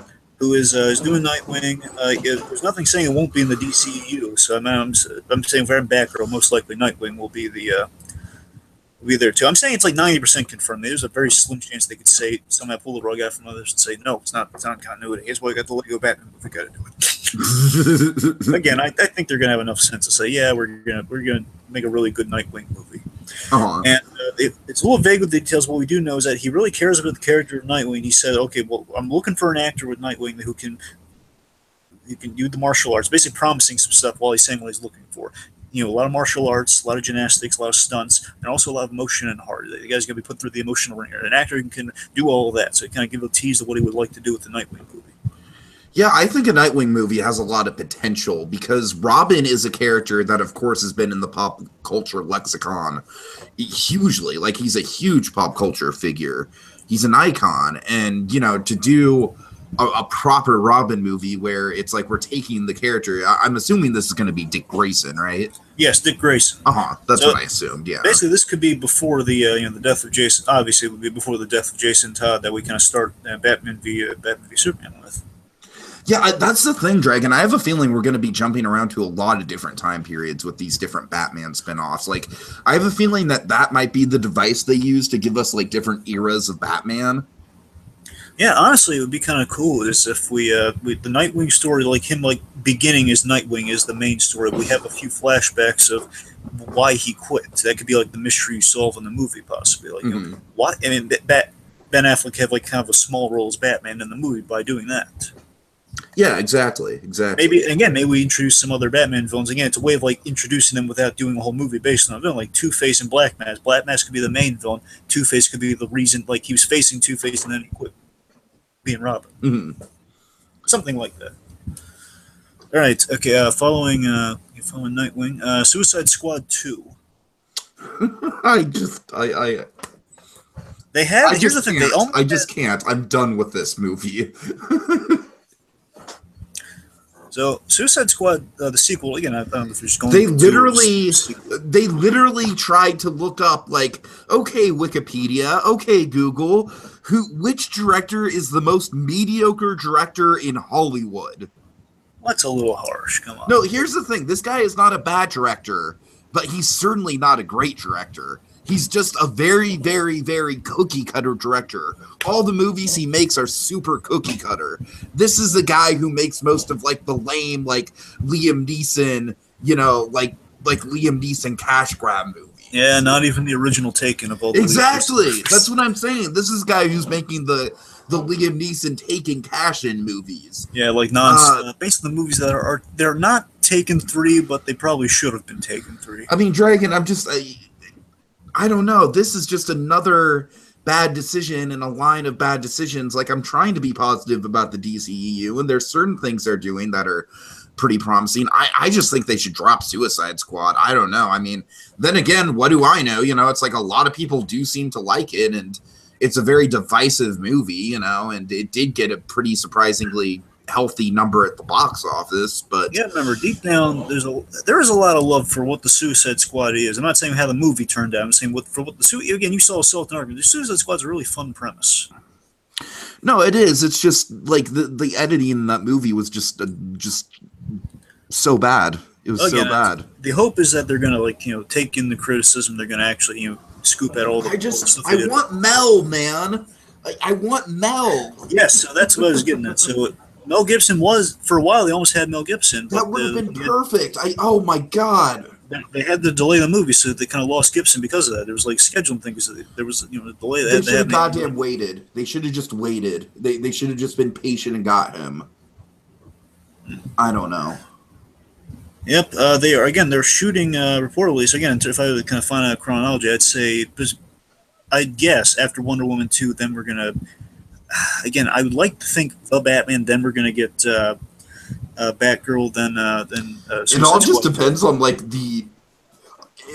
honestly, with how crazy the Batman behind the scenes drama is. It's like there's a possibility we could get the Batgirl movie before the Batman. I think there's a big possibility. The word is again because one of the original release dates for the Batman I want to say was first it was 2018, now it's 2019. There's no way it's coming out in 2018. Yeah, I know that now. I'm saying again, assuming they get their act together this year, they could be 2019. It'd be kind of cool. I mean, again, probably some people roll their eyes at let me guess, it's a Batman movie. You could have a whole Bat year. Oh no! You can have Batman, Batgirl. Oh god! Yeah, I can see that. I can see. I like it. I don't know if anyone else would, but I enjoy that. No, I mean, I see where you're coming from there. That is a pretty compelling idea. I gotta say. That year. Yeah. Anyway, the point is, Suicide Squad 2, that seems to be also on somewhat of a fast track with 2018 being the shooting schedule. Okay, yes, they have very, relatively unknown and just kind of like a small potatoes type director. Mm-hmm. Okay, Gotham City Sirens. This is David Ayer, right? Yes, it is. The director of the original Suicide Squad. I gotta tell you though, he seems like a good director, but again, really bad editing on Suicide. I don't want to put That's not his fault though. That's the studio's fault. That's what I'm saying. It's completely not David Ayer's fault whatsoever. I saw the behind the scenes in Suicide Squad. He really cared about he seems like a really nice guy and also like a really decent director. He seems like a good director. Yeah. I'm not familiar with his previous works. I hear Fury being the big. Fury's the one that I'm most familiar with. He seems like a very competent director. He does. He seems like a guy he really bonded with the actors. Like that's why a lot of people are coming back for Suicide Squad because I don't know how many of them are going to be deterred by this, but again, they love working with David Ayer. Oh God, they really did. They loved working with David Ayer. Oh, we'll see man. how they feel about two. But Well, anyway, maybe this mediocre, like Hollywood director in a box will be easier to work with than Mel Gibson would have been at least. Yeah. But again, the Gotham City Sirens, of course, there's Paul Dini wrote a series of comics, and then other writers took over. He started it. Gotham City Sirens essentially is kind of the main headlining female Batman characters, kind of having. Now, this I think has some potential as well, because I think there's a lot of interesting. Of course, there's Poison Ivy, there's Catwoman, there's Harley Quinn. Harley Quinn. I'm saying that's the main lineup of that. Those three characters. Those main three, yeah. But I mean, there's others as well, right? Like Yes. there's Black Canary. Oh yeah, yes, true, yes. And now again, what you could do with Gotham City Sirens would be really neat is that if you reintroduce characters without this would be the way of like doing new versions of characters that we've seen before. Again, Black Canary on Arrow, we'd see the Black Canary movies through something very natural. We'd see a new version of Catwoman. I'd prefer to see Catwoman through Gotham City Sirens before I saw her in a Batman movie. That would be, yeah. I agree. That'd work well. What about Talia? Well, here's I love Talia al Ghul, and I wouldn't mind that, but she's not really a Gotham City Sirens. Yeah, she doesn't really fit into that same world. Yeah, she was more like taking over the city or something. There's like the localized. Again, in Gotham, the series, we had an homage to this with the Barbara's. She renamed the nightclub into. Oh God, they should just work Barbara Keene into Gotham City Sirens. She'd fit right in. Oh yeah, they named it the Sirens after this. No, I'm serious though, Dragon. Like I know it'll never happen, but at this point, like I would fucking love it if they just worked literally Barbara Keene into Gotham City Sirens. Just had Barbara Keene in the DCEU. You gotta remember, I would. Barbara Keene is an existing character, so I mean, she is Barbara. She could be in the Batgirl movie technically. It wouldn't be the same. Just literally, okay. You know what you do? You just literally cast her as like a crazy gangster woman named Babs. Anyways, point, like some great. You could have some neat, kind of. Again, like a localized story in Gotham is kind of what I'm seeing with Gotham City Sirens. You could have like honestly, I think out of all the spin-offs, I think Gotham City Sirens has the most potential, just storytelling and character-wise. Yeah, you get to explore more with Margot Robbie. Just kind of see her do more than just like, hey, everyone loves Harley Quinn. Like, let's get to know her a little bit. Sure. And also, again, we could also have like that'd be another good story to work the Penguin, like a competing club. Yes. All right, let's see. Yes, this one's just been in the works for a long time. Justice League Dark, and it's been announced, so it suggests that they actually, yet again, it's been announced. So go take what you will from it. But the formerly Guillermo del Toro led. Yes, the formerly Guillermo del Toro project, one of many formerly Guillermo del Toro projects. I think at some point they realized, well, we need the Justice League movie before we have Justice League Dark. Oh God, right. And it just kind of got lost in the shuffle. I love how that's like just something that they just dawns on them one day. Like it's not just a completely logical thing that just like obviously, like one day at the studio, like, wait a minute, we got this Justice League Dark movie in development. Shouldn't we be doing the original Justice League first?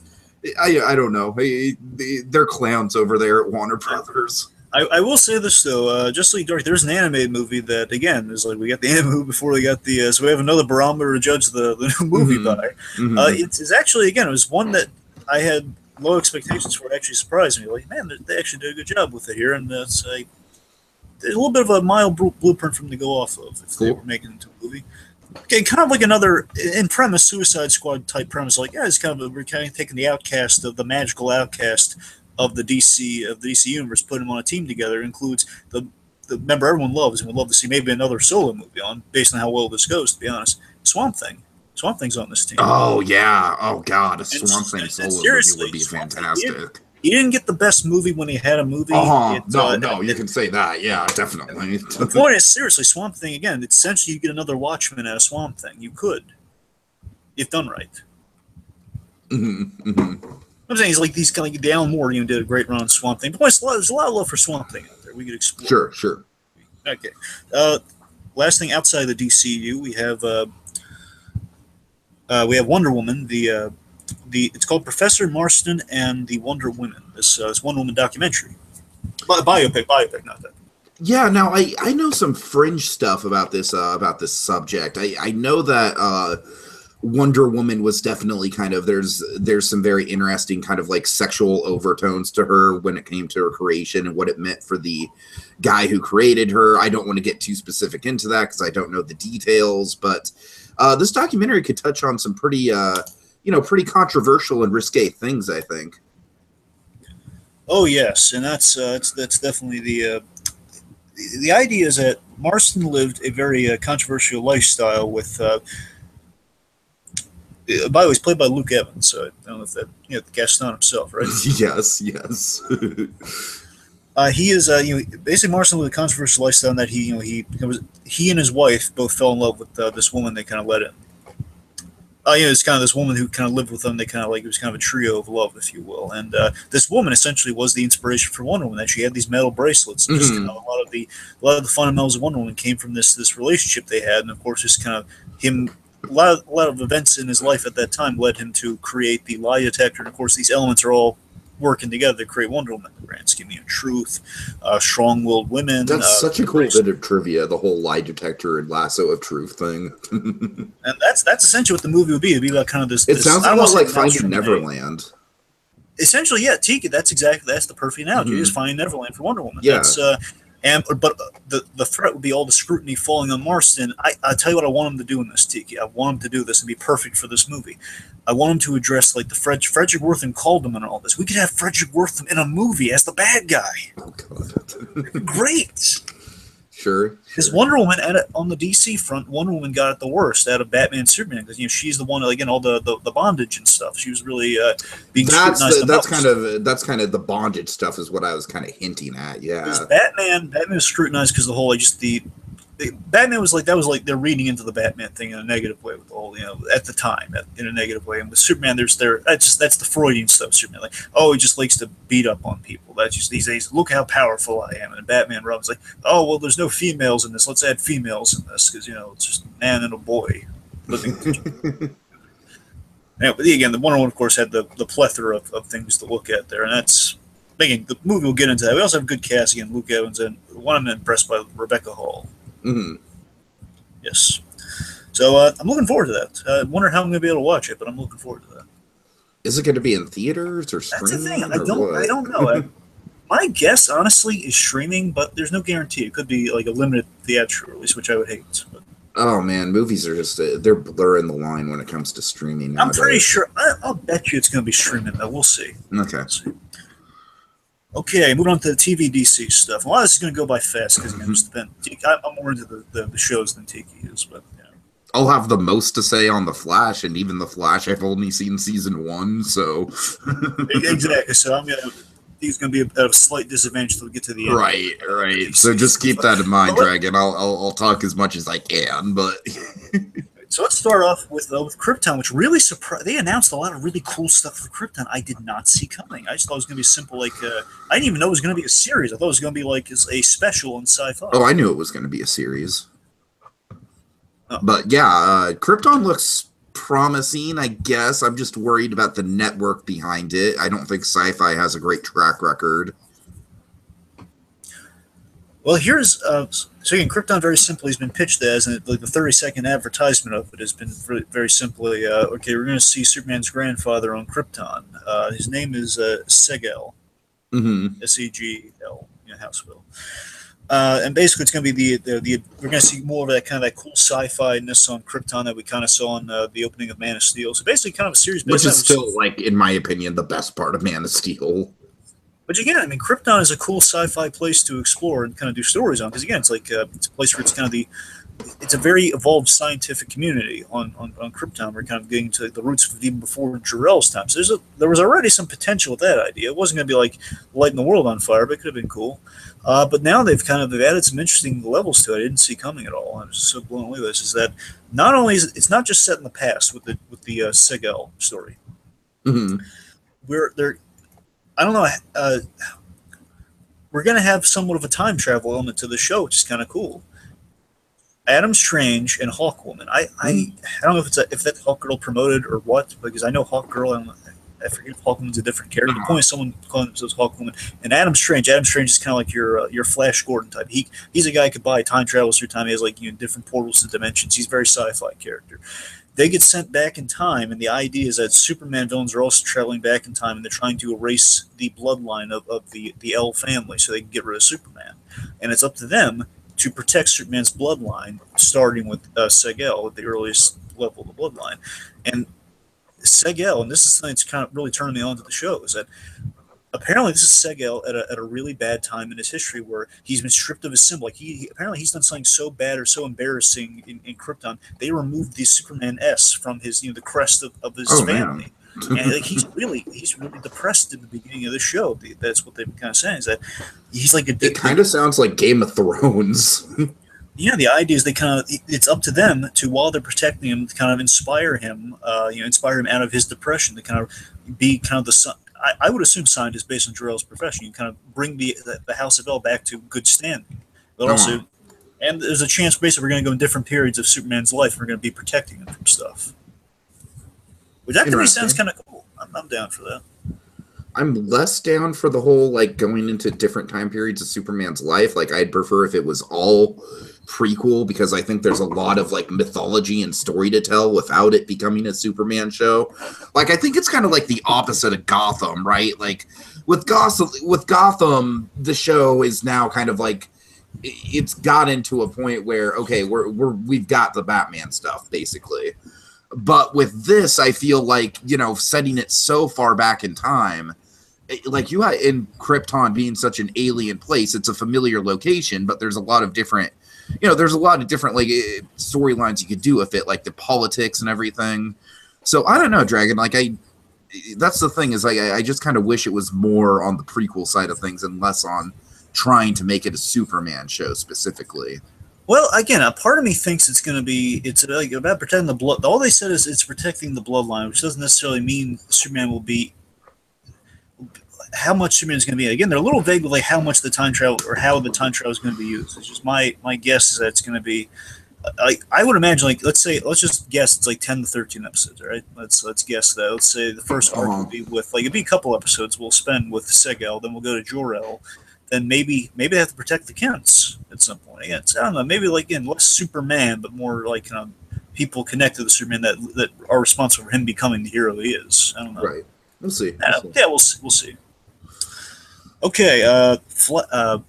Flash. All right. Yeah. I can actually talk about this. Yeah, this looks good. Like I said, it kind of gets me reinvigorated and sort of wanting to go through and watch seasons 2 and 3, especially like all the Reverse Flash stuff that we see in this trailer. You did watch the 2017 Comic-Con stuff? Why is Reverse Flash not in the? Because what I saw in the 2017 trailer was like. Maybe it's not Reverse Flash. Maybe it's someone else. If it's a kid in a yellow suit, I mean that's all right. That's Kid Flash. There's a new Flash now. That's a yellow and red. Okay, yeah. Okay, basically the gist of what I got out of the trailer is that there's a villain. It's kind of like a Dark Knight situation where there's a villain who's sort of like demanding that they turn in the Flash. And yes, that's you got the right one. I got to explain Wally. That's all. But yeah, okay. So Iris has in season 2. You meet him in season 2. Don't worry. Iris has a brother, Wally West. Wally West was like the kid sidekick of the Flash in the comic, right? Yes, and he took over the mantle when Flash dies in the comics. So, I'm not saying he dies, but at a certain point, I won't tell you how. But the point is, we eventually get Kid Flash, and that's who he is. Like, we have 2 speedsters. One's the sidekick, one's the Flash. Okay. That's just the yellow and red color scheme, which is it's the costume brought to life, which looks amazing. It's exactly what it looks like as Kid Flash instead of regular Flash. So does Kid Flash turn evil then? No, he's a good guy. He's a good guy. No problem there. He's okay. Yeah, not Reverse Flash. That's the thing. I'm sorry. Then what I'm missing then is who is the guy who's like demanding Flash in the trailer? Oh, that's the samurai guy. That's Samuroid. Samuroid. Okay, well there you go. I don't know where I got Reverse Flash from. Look, the color scheme on the kid. That's the only guess I got. Okay. So yeah, basically the whole gist of the trailer, the big selling point was, Cisco and Caitlin trying to stop Barry, you know, like trying to trap Barry. Like they're desperate enough to, you know, like, okay, we need to get him captured and actually turn him in. And it looks like Barry's sort of like on the run from them. And you know, like I said, I've been away from this show for a couple seasons. Like, so I'm coming in from season 1 being like, oh, wow. Okay.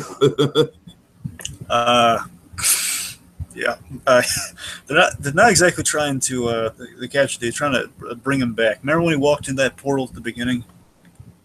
Yeah. That's them. They're using that to get him out of that portal. That's just him running around at the end, like, hey, he's free. We got him. Oh, god damn it! That totally changes the context of the trailer for me. Because I was all intrigued because there was the whole like, oh, bring me the Flash, and then like people are gonna die. Are we really gonna risk that? You know, and then I thought that device was they're like, getting the Flash. They're getting the after he demands it. They're getting them the Flash. So are they going to turn the Flash into him then? Well, they're gonna. No, they need his help. They need his help to defeat him. Though they're not going to. Okay. Okay. Work on the plan. I'm sure. It's a guess, but I'm sure they're going to work on the plan. Oh man! All right. Well, I just took the trailer completely out of context. Then I'm a dummy. Well, Cisco, what do you think of Cisco as Vibe? You got to see him, and this is kind of neat that he had the costume here and there in the previous season, but now he's like he's going out in the field as Vibe, his character now. Yeah, he looks really cool. That's another thing that definitely, and Cisco, of course, is definitely one of my favorite elements of season 1. I don't know why people dislike him because you've told me that people dislike him. Well, in the beginning, I think now they're a lot warm. Now he's become Vibe. I think they're a lot better with him. But I mean, I've liked him since the start. So I've also liked him since the start. Caitlin, I really don't want to spoil all the stuff that's happening with Caitlin. Oh God! The point is, like now she's wielding Leonard Snart's, the Captain Cold's gun, which is neat. Okay, right. Captain, the freezing gun. Yeah. Let's see. Again, Samuroid, ridiculous, but kind of. I mean, in a good way. He's really using a good way. And I love he's using the swords here, this huge gust of wind and stuff, just like almost pancakes Joe with a car. I love it. Like they're mocking, like, oh yeah, what are you gonna do with your little sword versus us? Mm-hmm. Well, a lot apparently. Now the overarching villain of Flash is going to be a character. They're not doing the speedster bad guy this season. The big baddie of this season. It's going to be someone called the Thinker. Okay. Who essentially is a very, definitely a guy who plays mind games, as you can gauge by the name. So he's going to be the big bad, and someone, again, the first time they're not doing a speedster. They keep doing a speedster for the first 3 seasons, but a different one, As much as I would appreciate a Reverse Flash every season, it is not Reverse Flash every season. Okay. Anyway, good. I don't want to fall down Reverse Flash rabbit hole, darn it. Also, Flash is in a new, cool, updated suit that we haven't really gotten a glimpse at yet. We saw we do time travel a lot in the Flash, especially the 3rd season with the Flashpoint thing. Mm-hmm. There's time travel definitely in that season, and we saw what the future Flash suit looks like. I hope we're kind of getting there because that suit looked really cool. It has a little bit more yellow in it, so yeah. All right. But yeah, Flash looking good. So, Dragon, can we just breeze past these next 4? Supergirl, Arrow, Legends of Tomorrow. All right. I guess next 3. All right, Supergirl. Supergirl. She suffered through a loss at the end of last season. Basically, she had no one died, but she had to send her boyfriend off planet essentially because it was the only way to save. Again, very much like how she was saved from Krypton. She had to send him off the planet so he wouldn't get killed. Okay. And she's very bummed out. Supergirl's always been like kind of the beacon of positivity in all these shows. She's always been so darn pleasant. And now, I mean, it's not that she's like turned evil or edgy or anything, but she's abandoning her Kara Danvers identity. She can't fall in love again. She's just like Kara Danvers was a mistake. Like she's abandoning the Clark Kent identity. She's abandoning kind of the normal life she's been wanting to have. Like she's been having fun with it instead of using it as a cover. I can't do that anymore. It's kind of like a reverse of Spider-Man No More. Kind of, yeah. It's like the superhero throwing away his secret identity. Essentially, yes. Mm-hmm. Nice. And it's like I love kind of the grim operatic, score and kind of the build of the trailer. It's like it feels really big. It feels different from Supergirl, but it feels like, oh man, we're doing something big with her. It feels cool. Mm-hmm. I hope you realize the familiar face we got at the end. We got Adrian Pasdar, Nathan Petrelli from Heroes. God. As a bad guy. I doubt he's Lex Luthor. I would have been fine man. if he was cast as Luthor, but he's not. Well, he has experience playing a villain who dabbles in politics, so... That's the thing, because we've been building Luthor, and I'm saying, unless they did the toupee thing, I don't think it's him. Oh, man. Nathan, you don't understand! I had to throw that in there. Right, but still, again, that's cool casting. And he was also in Agents of S.H.I.E.L.D., so it's kind of weird. He's in many hats, this Adrian Pasdar wears. No, seriously, those Petrelli brothers, they both get work. They do. America loves the other one. America loves... Oh, yeah. America loves Peter Petrelli with a mustache. They really do. It's the mustache that puts him over one. Okay. Oh, Arrow, Arrow, real quick. Basically, Arrow. I am so there is no chance I'm ever watching Arrow. I might watch the first 2 seasons. Yeah, just watch the first. That's all I'm asking. Just watch the first 2. And then I'll be like, okay, that was a satisfying show.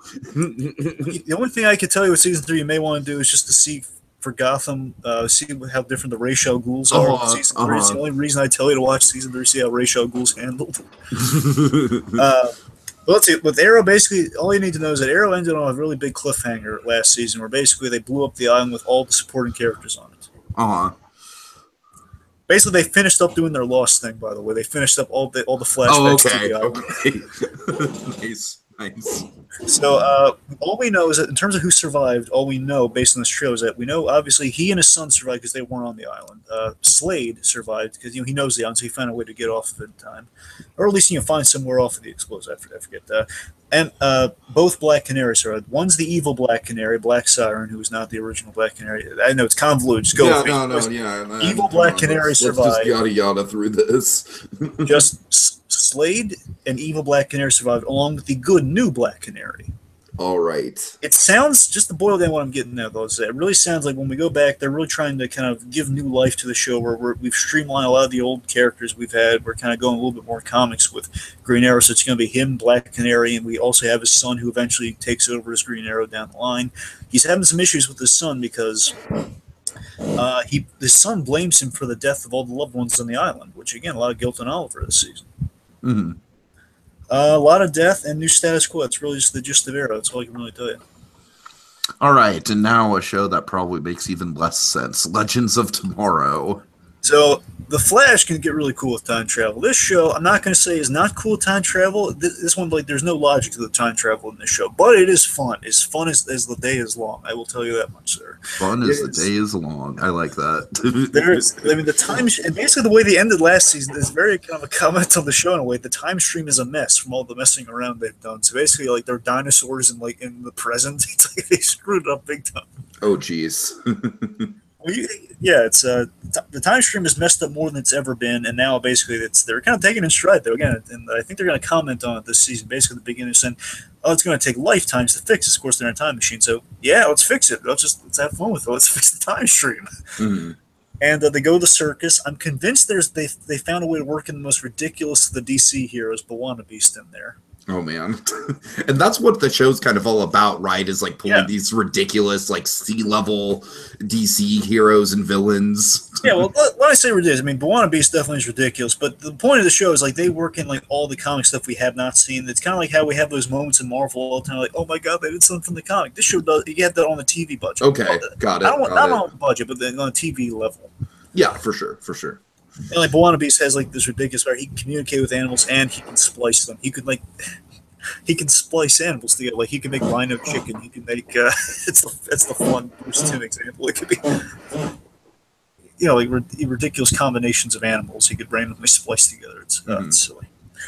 So a lot of deep cuts comic stuff with DC. That's kind of how you get all the obscure DC characters that should have movies but kind of put them in a TV show. Right, sure. Let's see. The Atom has finally developed a shrink ray instead of a shrinking suit. Okay.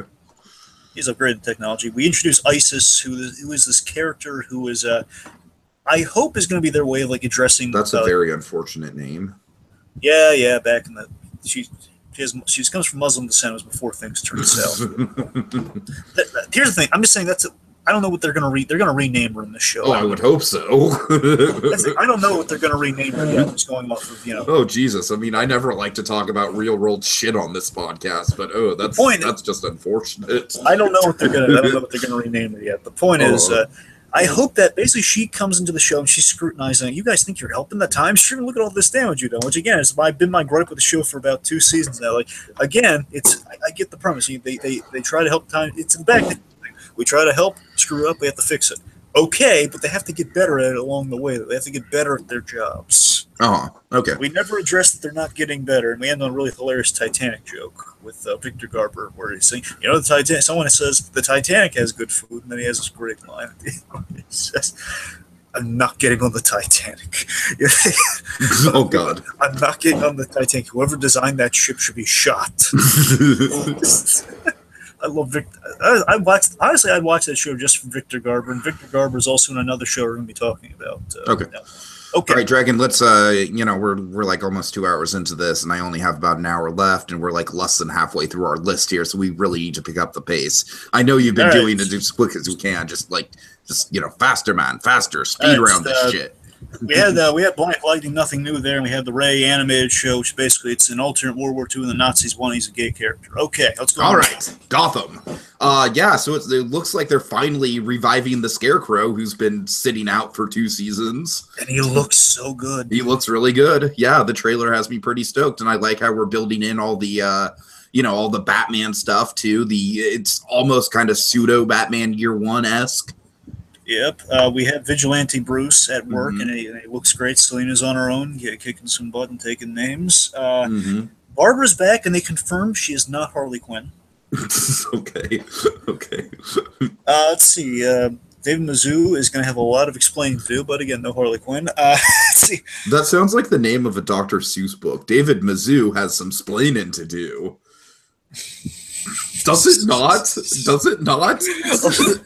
A little bit, yes. David Mizzou has some splaining to do. Let's see. We have some figure. I believe it's going to be Jonathan Crane. He's carving something in the floor. It's either Jonathan Crane or Jerome's carving something into the floor that Gordon and Bullock are going to be visiting him. Penguin and Ivy are opening the Iceberg Lounge. Yes, the Iceberg Lounge. Finally. With Riddler as their centerpiece, of course. Riddler basically being Han Solo'd. We have 2 other interesting bits, and then that's all she wrote with Gotham. Of course, I'm looking very forward to this with season 4. But I just want to make that clear. I'm so excited. It's coming right up. Yes, it is.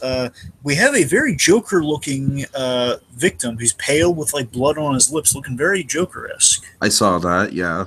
So I'm hoping like a Jerome victim, but I don't know. Bruce is caught again. He's most likely infected by the fear gas. But he took his mask off, so again, possibly he could get away with it without being called like the vigilante. They also tease that Gordon's going to make. It's a little concerning. I don't want to put too much. God. The thing is, Gordon might be going. They said Gordon's going to be doing going through some dark stuff this season. I don't know what that means. Man, we can only guess with this show, right? I know he and the Penguin might be on the outs. That's the only thing I can really figure. God. What I'd like to see is like him and the Penguin kind of working together because they are both on the outs. I don't know. That's the thing. I think he might be going to war with the Penguin this season. Oh, I'm sorry. When you said on the outs, I thought you meant like they were both on the outs when it came to other things that were going on. Well, no, I mean, remember he killed Fish Mooney, which Penguin might hold the grudge with. Right. Okay. That's the thing. So there's a chance they might be going to war with each other. They tease like Gordon might be kind of using people to go against the Penguin. So that sounds like they're going to be at war with each other. All right. So some quick comic announcements. Yes, just the important stuff here. Frank Miller's doing a Superman Year 1. Oh, that's interesting. Oh, I mean, it'd be more interesting if it was like 80s era Frank Miller. I know, that's the thing. I'm so excited by the announcement, but at the same time, man. Oh boy, what? That's the thing, Dragon. When you told me that, I had like this reaction of like, oh, that sounds. Oh, wait. Exactly. I'm holding out hope it's going to be good and kind of capture some magic from Year 1, but that's a lot of pixie dust. That's a big lot of pixie dust. Let's see. Batman Day is now going to be Harley Quinn Day, September 23rd. Oh, really? Okay. Yeah, because this year marks the anniversary of Batman the Animated Series, which also marks the 25-year anniversary of Harley Quinn. Nice, nice. Okay, let's see. We're doing the evil Batman story. It's called Batman Metal. God. Batman villain combinations. I don't want to bore you with the details. Snyder's involved in it, so I can tell you. So I mean, so far so good. I'm going to see how he carries it out. But also, they're doing the Watchmen event soon. I forget what it's called, but it's basically they're going to they're going to essentially fix the DC universe by introducing the Watchmen, and it's going to be kind of a crossover. It's going to be really, really trippy. Really? Okay. Okay, let's see. That's all the comic stuff. So yeah. Okay. So DC animated movies. this is very simple. We only have like 3 movies, and that's just the announcement. So. Okay. Okay, they've announced finally. They've confirmed it is next on the docket. Of course, when Batman and Harley Quinn has been they screened it at Comic-Con. It'll be out on DVD next month, which I'm looking forward to because again, it's something to commemorate the 25 years for both of them. Nice. There'll be like a little feature on it about this next movie on the docket, Batman: Gotham by Gaslight. Okay. Which is a story by Mike Mignola about Batman in the Victorian area going after Jack the Ripper. Oh. Interesting. So That'd I'm be assuming cool. that's an Elseworld story. Yes, it is, which again Okay. makes me excited. Again, all the Elseworld stuff, that's the good stuff. Mm-hmm.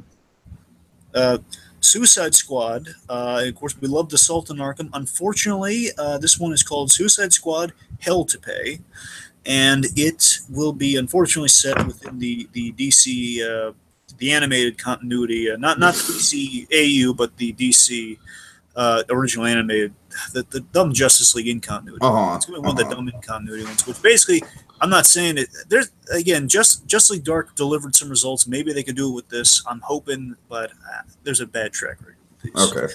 Mm-hmm. Last one, most importantly, is the one that has the buzz going on, Tiki. We're doing Death of Superman in 2 parts.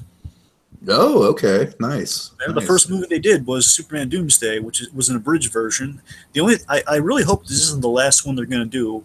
I understand why that'd be kind of a cool ending for them to do, like we start as we ended. But at the same time, though, I mean, there's still other stories I'd like to see done. But they're doing Death of Superman in 2 parts. Part 1's going to be the death. Part 2 is going to be the reign. That sounds about right. Yeah, but they're doing a Dark Knight Returns 2-parter, which is kind of cool. Mm-hmm. So I'm looking forward to it, regardless. I mean, I think The Dark Knight Returns is a much better story than The Death of Superman. I'm saying to you, you got to remember, these are the 2 stories that hook people on comics: Dark Knight Returns and Death of Superman. Those are the 2 big stories. Right. Like I said, I'm just saying when you're comparing the quality, one is clearly superior when you look back on it. Yeah, sure. I mean, it'd be cool if they could fix some I stuff. mean, look, I'm not trying to like bash all over, Superman, The Death of Superman, but it's not perfect. It would be cool if they could streamline some of the stuff in the death and also like add better stuff to the reign. That's the thing. If they could do that, I think they'd be golden. Right. Okay. All right. So let's transition from DC animated to general animation. Oh my God, how amazing was that? What? Telltale. Oh yeah, you're right. Telltale. Okay, what do you got? All right, real quick. Telltale is doing season 2 to their Batman games. Telltale Batman games was really good. It's kind of a fun reinvention of the Batman anthology, taking some really big liberties with it. So it's a really fresh take on Batman. It's a really fresh reinvention on Batman. Bruce Wayne's like as much a character as Batman is in the story. I will say that Batman makes a lot more sense for a Telltale game than Guardians of the Galaxy does. But seriously, I recommend you check out that Telltale.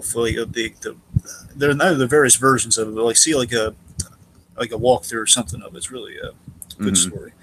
The next season 2 is called Enemy Within.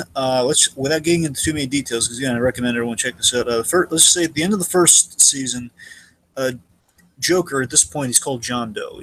He's not even called Joker. It's very early Joker. Oh, so that's like he's basically like Kevin Spacey in Seven. Essentially, he's kind of like that mixed with. That's terrifying. So, essentially, Joker or Proto Joker, whatever you want to call him, John Doe has the events of the last game. He escaped Arkham, and he's kind of befriended a few people, which are some other Batman villains are going to get this, and he met Bruce Wayne, and there's always that telltale question of, did you give away that you were Batman to him or not. Right. This is a terrifying Right. question. I really love that we're playing with that. And I can totally see, like, playing the Telltale Walking Dead game. I can see how that would be worked into the mechanics of what Telltale does. Yeah. And that's the thing. Is he obsessed with Batman because he knows it's Bruce Wayne, or is he also falling in love with Oh Batman? God. as the Okay. story Yeah. is What I going? know about Telltale, that would translate really well for sure. For sure. Anyway, so and again, Bruce Wayne, he had scenes with Timing. right. Okay, let's see. We meet some. He met some inspiring new friends, including the Riddler, who is kind of a cool new take on the Riddler. He's got like a blade built into his cane. So yeah, Riddler and Joker. Okay. Okay. Hey, Arnold. So how great was this clip, Dragon? How great was this footage? It was really cool. It was a fun little reintroduction to all of our Hey Arnold favorites. I just gotta say, I absolutely I just fucking love the fact that my win is there. Yeah, I know, right?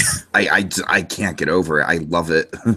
We did good on the sound alikes for our characters, I gotta say. I think Sid is like just a little off. Like I'll get used to it. It's just a little off. I think Arnold and Gerald are just spot on. There's only one gripe. It's a very silly gripe. I don't like how I think they misanimated the teeth a little bit. You know, like they add like the line. You know, in the animation, you either have like kind of like the solid white, or they have like the individual chiclet teeth. Mm-hmm. I don't like that Harold Designs never had lines like that. I don't know why we're adding lines to the teeth. It seems like more work to me. Pigeon Man. I know, right? I knew you were gonna love that. So Of course. and he's in Notre Dame. Yes, that's so fitting. So fitting. Stoop Kid. We got stupid. Here's the thing. Yeah. We even referenced some of the not so good episodes of Hey Arnold too. We got like the mooning episode at the end. Well, I think the only one we didn't reference, which I was kind of hoping we would reference, is Arnold versus Iggy. Oh god, that was. Well, was he at the roof? Was he on the roof? I don't think so. That's the thing. I didn't see him. That one was terrible. I mean, for all I know, they could just write Iggy out of this whole movie, and I don't think anyone would care. Let's see. Again, those are really clever. And here's the clever thing. I was wondering how we were going to get this, because every time they announced what the plan was for Jungle movies, it always seemed like a bit of a buy that Arnold just happened to win a trip. But no, I get it here. Like, okay, the neighborhood as a way of, and this to me I thought was the beauty of it all. A really great way of not only recapping what Arnold's done, Mm-hmm. As like a nice like little hey, this could very well be like the opening to the movie. I could imagine. This is they're thanking Arnold for all the good stuff he's done. He's become his own urban legend that Gerald has told. The tale. Yes, I love that. Which is my a really God. nice. This is like how you end Hey Arnold. This is kind of the stuff you would do with that. You know, he's become the urban legend, and like they're thanking him for all the great stuff, the selfless stuff that he's done, and they're doing it. And the reason being Gerald saying, "Hey, that all this great stuff Arnold's done is the reason he should win that free trip to San Lorenzo." Passed down from kid generation to kid generation. But yeah, I mean, that to me is a great practical reason. Okay, the neighborhood's vouching for him, and like they're going to go through these videos and see like who should be who should get the big money trip. Mm-hmm. Yeah, I thought that was cool. Yeah, so the animation. I didn't notice the teeth thing at all, Dragon. I think that's just a little like weird, quirky nitpick with you. But no, I'm saying it's noticeable. It's different. It's like the only difference from the Harold cell. I mean, for me, it's not noticeable, but I just think the animation looks fluid. It like the style. Like I like the updates to the characters' designs. I like that they actually have logic. I think there's a logic to like the designs. Like they went through each character and they've updated them a little bit. So but at the same time, when they did the flashback, not the flashback, when they did the footage, they are in their original. They didn't flub it. It's the same footage, and they didn't do the Disney Doug treatment. They didn't. Thanks. Also, I like the theory that Helga shot all this footage. I could totally see that. Which is the only reason that really makes sense to me. Like, otherwise, basically, Helga had this whole like stockpile of footage of Arnold. Otherwise, it doesn't really make sense. It's kind of a buy. It's like, well, I don't care. It's just it's Hey Arnold. But at the same time, it's like it is totally a Lassiter. I don't care. It is. That's what I'm saying. It is that. The Helga thing, I think, makes it make all the sense. Well, yeah, she follows Arnold constantly. She would record all these moments, of course. Right. Okay. So Hey Arnold's a lot of faith in Hey Arnold. Looks like the Jungle movie is going to be really good. All right, now Rocco. This was one that I wasn't excited about, Dragon. I gotta say, because I think Rocco, like, I don't think Rocco has aged as well as other Nicktoons have. I would disagree with that, but go on. I feel like it's more of a product of its time than something like Ren and Stimpy is, for example. I feel like Ren and Stimpy is a little more timeless. But however, I think this Rocko's Modern Life reboot, it's so perfect. It's like all my reservations about this is like the most meta reboot we have ever seen, Dragon. They are so self-aware about this shit.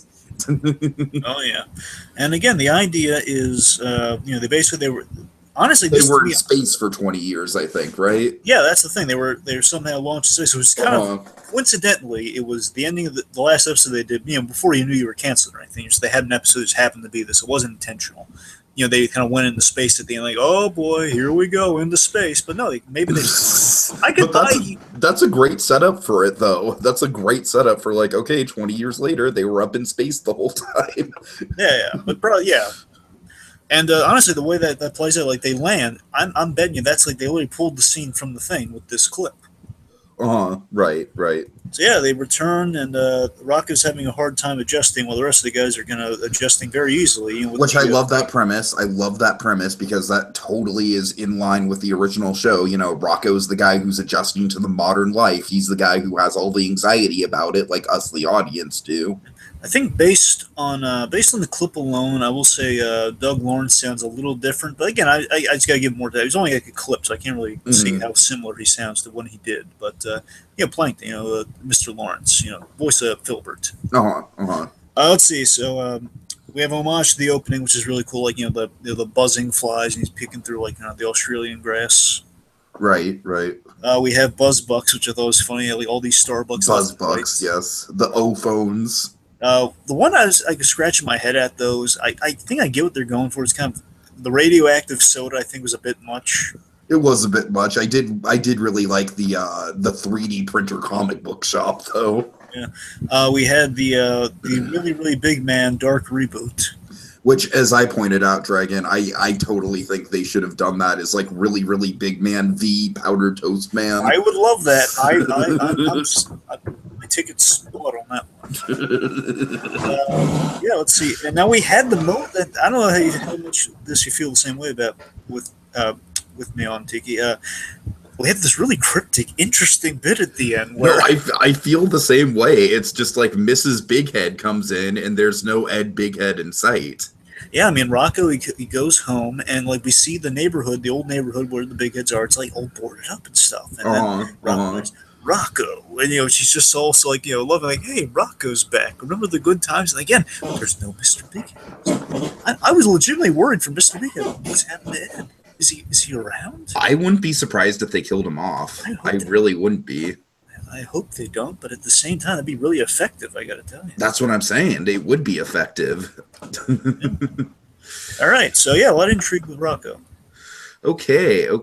Steven Universe, Dragon, lay out the details there. Okay, not a lot, but here's what we got.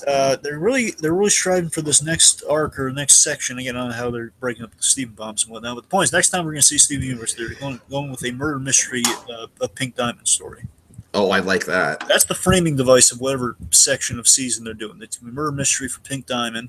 Lars, of course, is going to be on a journey back home, and he's going to become a space pirate. He's going to become a Ravager. Oh my God! Yes, Lars is going to become a Ravager at the same time as that's going on, and the song is called. They debuted there is "Here Comes a Thought," and it's sang by Garnet and Stevani. Nice. Those are all the details. So, Steven Universe. Okay.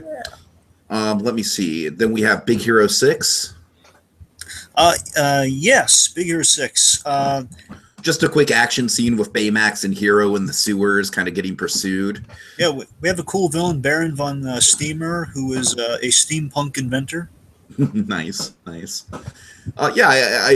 can say I really like the way that Baymax has been translated. It seems like his charm and his humor is very much intact with the show. I think he's going to make for a good anchor to a lot of the comedy. I had kind of a great nostalgic moment watching this Tiki. That's them in kind of this subway, kind of walking through and just kind of being pursued by the villain's defensive measures.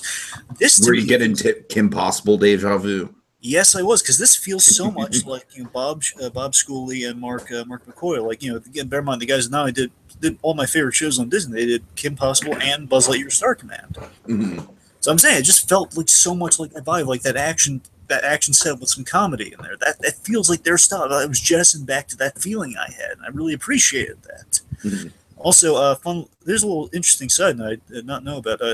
Literally everyone but two people, two of our characters are coming back for this show. Even Stan Lee, he's coming back as Fred's dad. Oh God, that's great. That's But wonderful. Here's who we're not getting, though. Do you know who we're not getting? Who? We're not getting Damon Wayne Jr. What? And this is the big coup de grace. We're not getting T.J. Miller. Oh, well, I'm not surprised about. I mean, those characters are still going to be there, right? Well, I mean, yeah. I'm just saying that the voice actors, everyone's we changed them. I'm but not everyone surprised else about T.J. Miller. I mean, T.J. Miller is a big get. No, he's not. We got on How to Train Your Dragon Netflix show. Why do we get him on that and not here? Oh, he is on the How to Train Your Dragon. I mean, he does Netflix voice show? work all the time. Huh? I don't Yeah, get why that they is kinda recast him weird. on this. That is kind of odd. Then I don't know. That's what I'm saying. We got his dad. We got Stan Lee. And if we can't get, Oh God, I really hope Stan Lee is like a developed, like supporting character in this. I could see it. All right, but yeah, Big Hero 6. Look, a lot of hope, a lot of progress. Okay, next. Wait. I have one announcement, Dragon. This is for another Disney XD show. It's not technically part of Comic-Con. It was announced today, but I just think you're gonna love it. What? So, Guardians of the Galaxy, the animated show. Yeah. They're going to be doing an episode next season that's a direct adaptation of Mission Breakout. Oh, that's cool. Yeah. Oh, that'll be fun. That came out just today. I just thought I'd throw that in there. All right. Okay. So onto the big screen for a quick spell. Lego Ninjago. Yeah, this is like really like the last big animated movie of the year, right? I mean, I guess this and Coco. I'm not even going to acknowledge the trash pile that we have coming to cinemas in a few days. You mean something that you can look at? No, on your phone? don't say it. Don't say I'm it. not going to say it. I'm going to tease it so you can look at it on your phone. No, don't even tease it. It doesn't. Dragon, that movie is like this year's sausage party for me, all right? Now you know movie- how it feels. Yes, I do. I guess so. Okay. Shoes on the other foot. Yes, mister. I like bits of it. Oh, that movie killed Popeye. I know, I heard.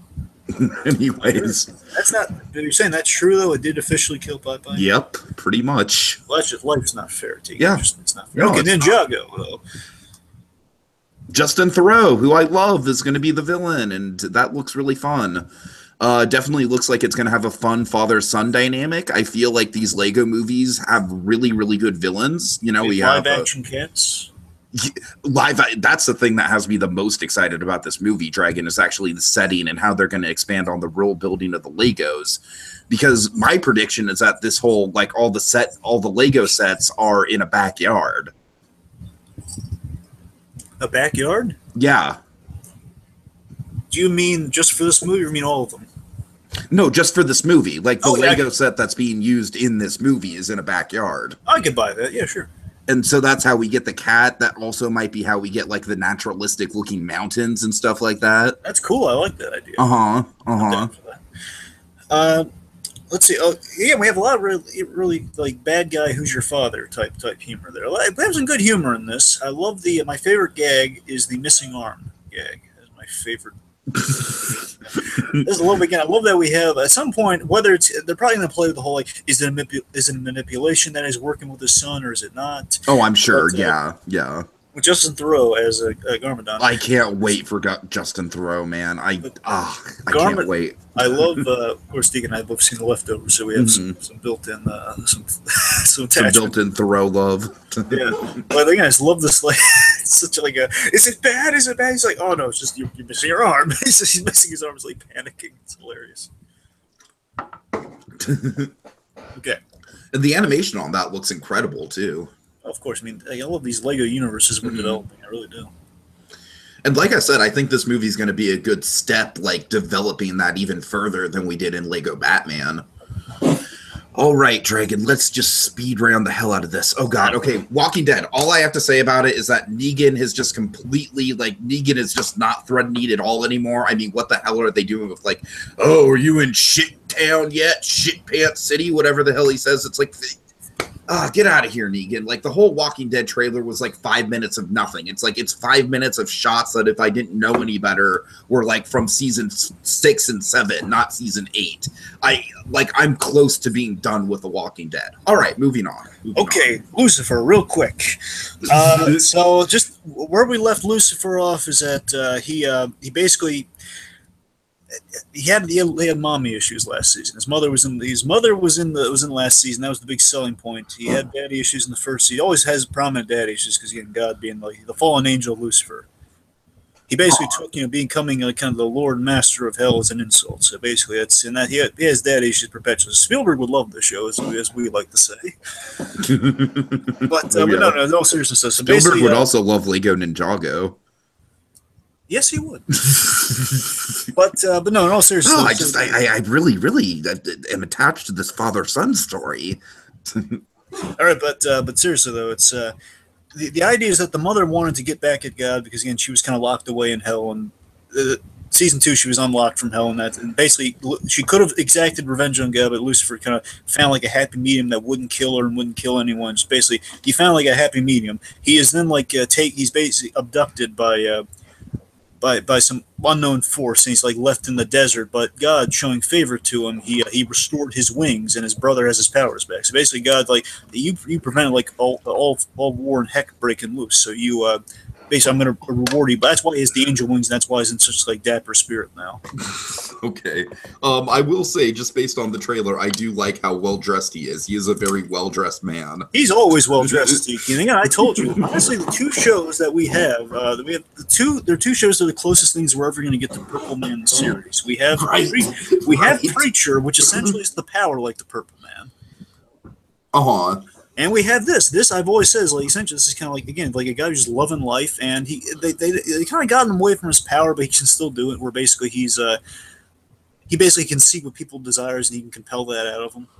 And of course, the big reveal that just made everyone in America go gaga because of how much they love this man, because everyone loves this man as much as we do. Totally being sarcastic, but everyone should love this man as much as we do. Again, Patrick Fabian. Is Patrick Fabian? He has like a guest spot on it. We don't have time to go into a T-tangent, Dragon, so don't even think about it. The point is just the little guest spot. Again, I don't know if he's going to be reoccurring or not. He looks like he has like a bag. Maybe he's a journalist or a suspect. One of the two, most likely a suspect. Mm-hmm. Yeah, it's a little fun. It's like kind of fun to see him pile up in like the trailers. So like, hey, Fabian. Maybe he stole some tea. Maybe. If I were to guess, just based on the fact he woke up, it was a mystery thing how he ended up in the desert and he has angel wings. That's how the season ended. But I would guess someone's targeting Lucifer for all these actions. Like someone wearing a mask shot his brother a bunch of times. So again, I'm assuming people are targeting Lucifer. Okay. All right. So once upon a time, and the face was revealed at the end. The devil face. We haven't seen the devil face that close up at the end. Okay. Gotcha. Once upon a time. This is getting like a full reboot, right? Yeah, it's really bizarre. I'm almost done. See, I haven't gotten to season 6 yet. Then I'll be all caught up for this. But basically, I want to say they couldn't afford the rest of the actors, so they kind of found a way of getting rid of half the cast. So that's why they're doing this. Oh man, okay. That's my guess. That's the only rationale I have because they kept the mainstays, which of course are one of my favorites. The great, the beautiful. Oh my God, is she beautiful?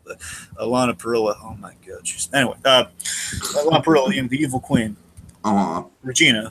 She is. They kept her around because she's Henry's mother. So basically, is Oak still going to be there? Yeah, he's still there. He's a cop now. Okay. Colin Donahue, who was at the D23 recently. So basically, again, they're kind of rehashing what the show's premise was: that kids showing up saying, "Hey, you're my parent, and you got to come to Storybrooke and save us all." I failed to see the point, but I know I'm agreeing with that. I'm saying again, I have to see how they. Okay. I'm not. All right. I'm not saying it's a good idea. I'm just saying that's what's happening, folks. But at least it's nice they kept Regina around. That's all I can really say. All right, so the Orville Dragon, I think this is like a huge wild card. Maybe the biggest wild card of the TV season. I am looking forward to it. Look, I'm looking forward to it too. However, I think I'm more skeptical about it than you are.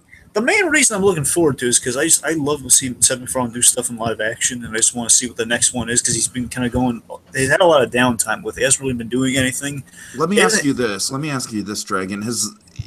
I thought I remembered hearing something about them doing a Galaxy Quest movie. Or a Galaxy Quest TV show, I mean. Well, I mean, this isn't Galaxy Quest, but a lot of people are drawing the comparison because it is very much similar to Galaxy. But what I'm asking you though is is there also going to be a Galaxy Quest series? Do you know anything about that? I don't know any developments on. Man, there was Okay. there was something announced that I don't know. I don't know if they backpedaled on it. Like there was talk of it. Because all I'm saying is that the big thing about this is that this is basically Galaxy Quest. Yeah, this is really tapping into, as well as that, this is really tapping into Fallen's love of Star Trek. And I don't know, man. I guess because we have a new Star Trek show coming out, it's just like I'm not sure how well this is going to do. I'm really not. Like, Well, honestly, I'm coming. values look pretty good. I'm looking at it as just we're getting a setting for a movie, but it's done in a series format. Yeah, I could see that. So honestly, I'm not looking at it in terms of like how many seasons can it go. I'm just looking for it to go one season, seeing how well story it tells. For sure. Also, we know Charlize Theron's going to guest star in an episode. Nice. And I do like Seth MacFarlane when he does live action work because I do think he's a charismatic guy. Yeah, and again, I'd love to see him do more movies because again, he knows how to nail a period. He knows how to nail like kind of a setting in a period. Yeah. A Million Ways to Die in the West was. I think what that movie needed was just editing. That movie needed to be trimmed down a little. I think that was that movie's only problem. That and the gags need to bridge off of each other more. Like Right. you saw in the trailer, but the point is, again, it's like another McFarlane movie, but on the small screen. That's the way I'm looking at it. And I got to tell you, like the gags in this, some of them work for me, some of them really don't. I think the gag. Also, I love Victor Garber's the guy who gives him the ship at the beginning. That's the guy who tells him like, "We're going to give you a ship." Hmm. I really did like I like the mundane humor in this, and the one I really liked was the after like one of the bad guy shows up on the screen and says, "Hey, we're it's like Sarah's from Galaxy Quest." You know, the guy shows up and he says, "You know, I'm targeting you guys," and then one of the guys says, "No, we're not getting out by 5." That to me, that's the logic I'm loving in these trailers. Like, oh god, it's so funny. Like the boring side of like being like an Enterprise ship. Right. Okay, let's transition to Westworld Dragon, Westworld Season 2. Yes. I was very, very, very mixed on Westworld Season 1. I was really divided on Season 1.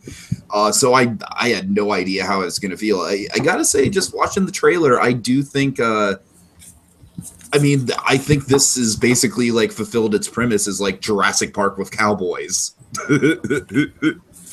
Because that's essentially what this trailer is. It's just like cowboys are like running wild and they're like the big horror movie villains. And we've got like, I love the shot of the people on the Jeeps, you know, like that one blonde guy who's the head of security. I forget his name, you know, like he's going out there in like a very Jurassic Park looking Jeep to hunt down the cowboys. And oh man, I don't know. I love how out of control it is. You know, I love how it's like, okay, like this is what we've been building to all Season 1. And this is like, you know, in Season 2 is going to be that sort of like, you know, that sort of Michael Crichton horror movie, like science gone wrong scenario. Yeah, the song choice is very good. Very good song choice. Yeah. Very song choice. Tandy Newton's character is Maeve, right? Maeve, yeah. Yeah, of course we have Maeve returning, you know, wreaking havoc on the place from behind the scenes.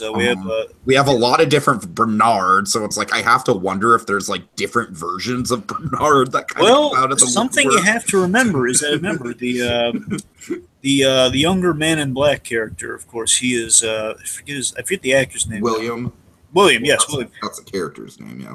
Well, sure. Well, we have William in the Jeep with Bernard, and that's in the past. Oh, that's right. Fuck. Okay. So we're gonna have 2 stories going on in this season as well, based on except like, you know, I guess like me and pretty much everyone else who was watching the show had figured out the Man in Black thing, but now it's going to be like an open secret, so they can do more stuff with it. Yeah, and we saw. I love Ed Helms at the end, where it's like it's just this super. Oh, I'm so sorry, Ed Harris. You're right. I'm so sorry. He's not Helms. No, yeah, Ed Helms. That's a completely different Ed. Yeah, Ed Harris at the end, like he's like it's like a slow build to him cracking a little smile. I love the subtlety in that acting. Again, it's a season. Season 2 is going to be hunting. No sign of Hopkins yet, but I'm pretty sure Hopkins is going to at least make a cameo. That might be a reveal, possibly. Right, right. But yeah, we're hunting hosts. It's kind of a cool premise. I know. It's like the Lost World Jurassic Park, except it's actually going to be good, hopefully. Yeah. All right. Okay, and finally, Stranger Things. Oh my fucking god, how awesome does this look? Yeah, we can skip this one. No, of course we're not going to skip this one. Stranger Things. Okay. Oh my god. So right in the beginning, they had. I just want to say, like, I'm not even the biggest fan of Stranger Things season 1. Like, I think it's pretty good. I don't think it's great. I don't think it's like a masterpiece. You were loving the show so much when it first premiered. Yeah, that's the thing about it. I think it's a candy bar for the brain. I don't really think there's a lot of substance to it, but it's very tasty when you're watching it. Does that make sense? Yeah, for me, it's a cookie and cream bar, but yes. All right. And I think Stranger Things season 2 definitely looks to be more of like let's call it a granola bar for the brain, because it looks like there's some big ideas here. Like we're getting into some serious like H.P. Lovecraft style territory with this. What it feels like to me, Tiki, is that we build to something in the first season. Now we're there. Like it's kind of like it's kind of a similar thing to Westworld. How Westworld we built to the hosts, turning on everyone, and now in season 2, that's the status quo. If I were to guess, I mean, we would start the season with it's like the first episode would be a calm before the storm. Like, okay, well, we're reaffirming. I think that's going to be the first episode. Yeah, we're going to see the arcade. We're going to see like Will's lifestyle, and what we know so far is that Will is still being seen by doctors and everything, but he's trying to live a normal like life as a kid. Yeah. Basically, like we'll have like little bits of Will in there, and basically the first episode will build, and the very end will be like the big, like we're now in the climax for the rest of the season. Exactly. But yeah, they had me at the Dragon's Lair bit at the opening. Oh my god, the Dragon's Lair bit is perfect. Yes, it's perfect. Yes. I have no words for that. It's just so on point. Will's big thing visually is a really cool thing. How he can connect to the Upside Down. He can see the Upside Down. Him coughing up that slug. That was so creepy. Yep. We have a really good score in the 80s. Thriller, of course, man. I mean, that's like the ultimate 80s song right there. Yeah, again, it has that great kind of score with the built into Thriller, as Vincent Price is talking. Yeah, you get that great Vincent Price laugh at the end. Yeah, and talking in the midst of the trailer, too, like the opening to this song. Let's see. In the premise of the season, the Upside Down is spreading into their world, which is really cool. Which, like I said, sounds like totally like a Lovecraftian sort of premise. Again, the big monster at the top that they drew like a bazillion pieces of paper, those look very Lovecraftian. Yeah, so I'm stoked about Stranger Things season 2. As I said, like I'm not the biggest fan of Stranger Things season 1. I think it's pretty good. I don't think it's a masterpiece. There's room for improvement. I would definitely, and I think so far it looks like they are improving on things, but based on the trailer, I'd be surprised if this wasn't an improvement, just based on like we're getting 10 episodes instead of 8, so that's one thing too. I kind of did think the original was a little short, just based on all the stuff that was going on. I kind of thought it wrapped up a little too quickly, But yeah, stoked for Stranger Things. Okay, Dragon. I love the abort bit and Eleven's reemergence. Okay. Okay, so Gifted. Yes, Gifted. Very quickly. Gifted is it's in a different timeline to avoid the X-Men movies. It's essentially a way of doing the X-Men without doing the Brotherhood or the X-Men. So it's going to be. I'm not. If they don't doing an X-Men without the Brotherhood or the X-Men. Well, it's about mutants being hunted by humans. It's the core. It's basically the core of the X-Men without any notable X-Men.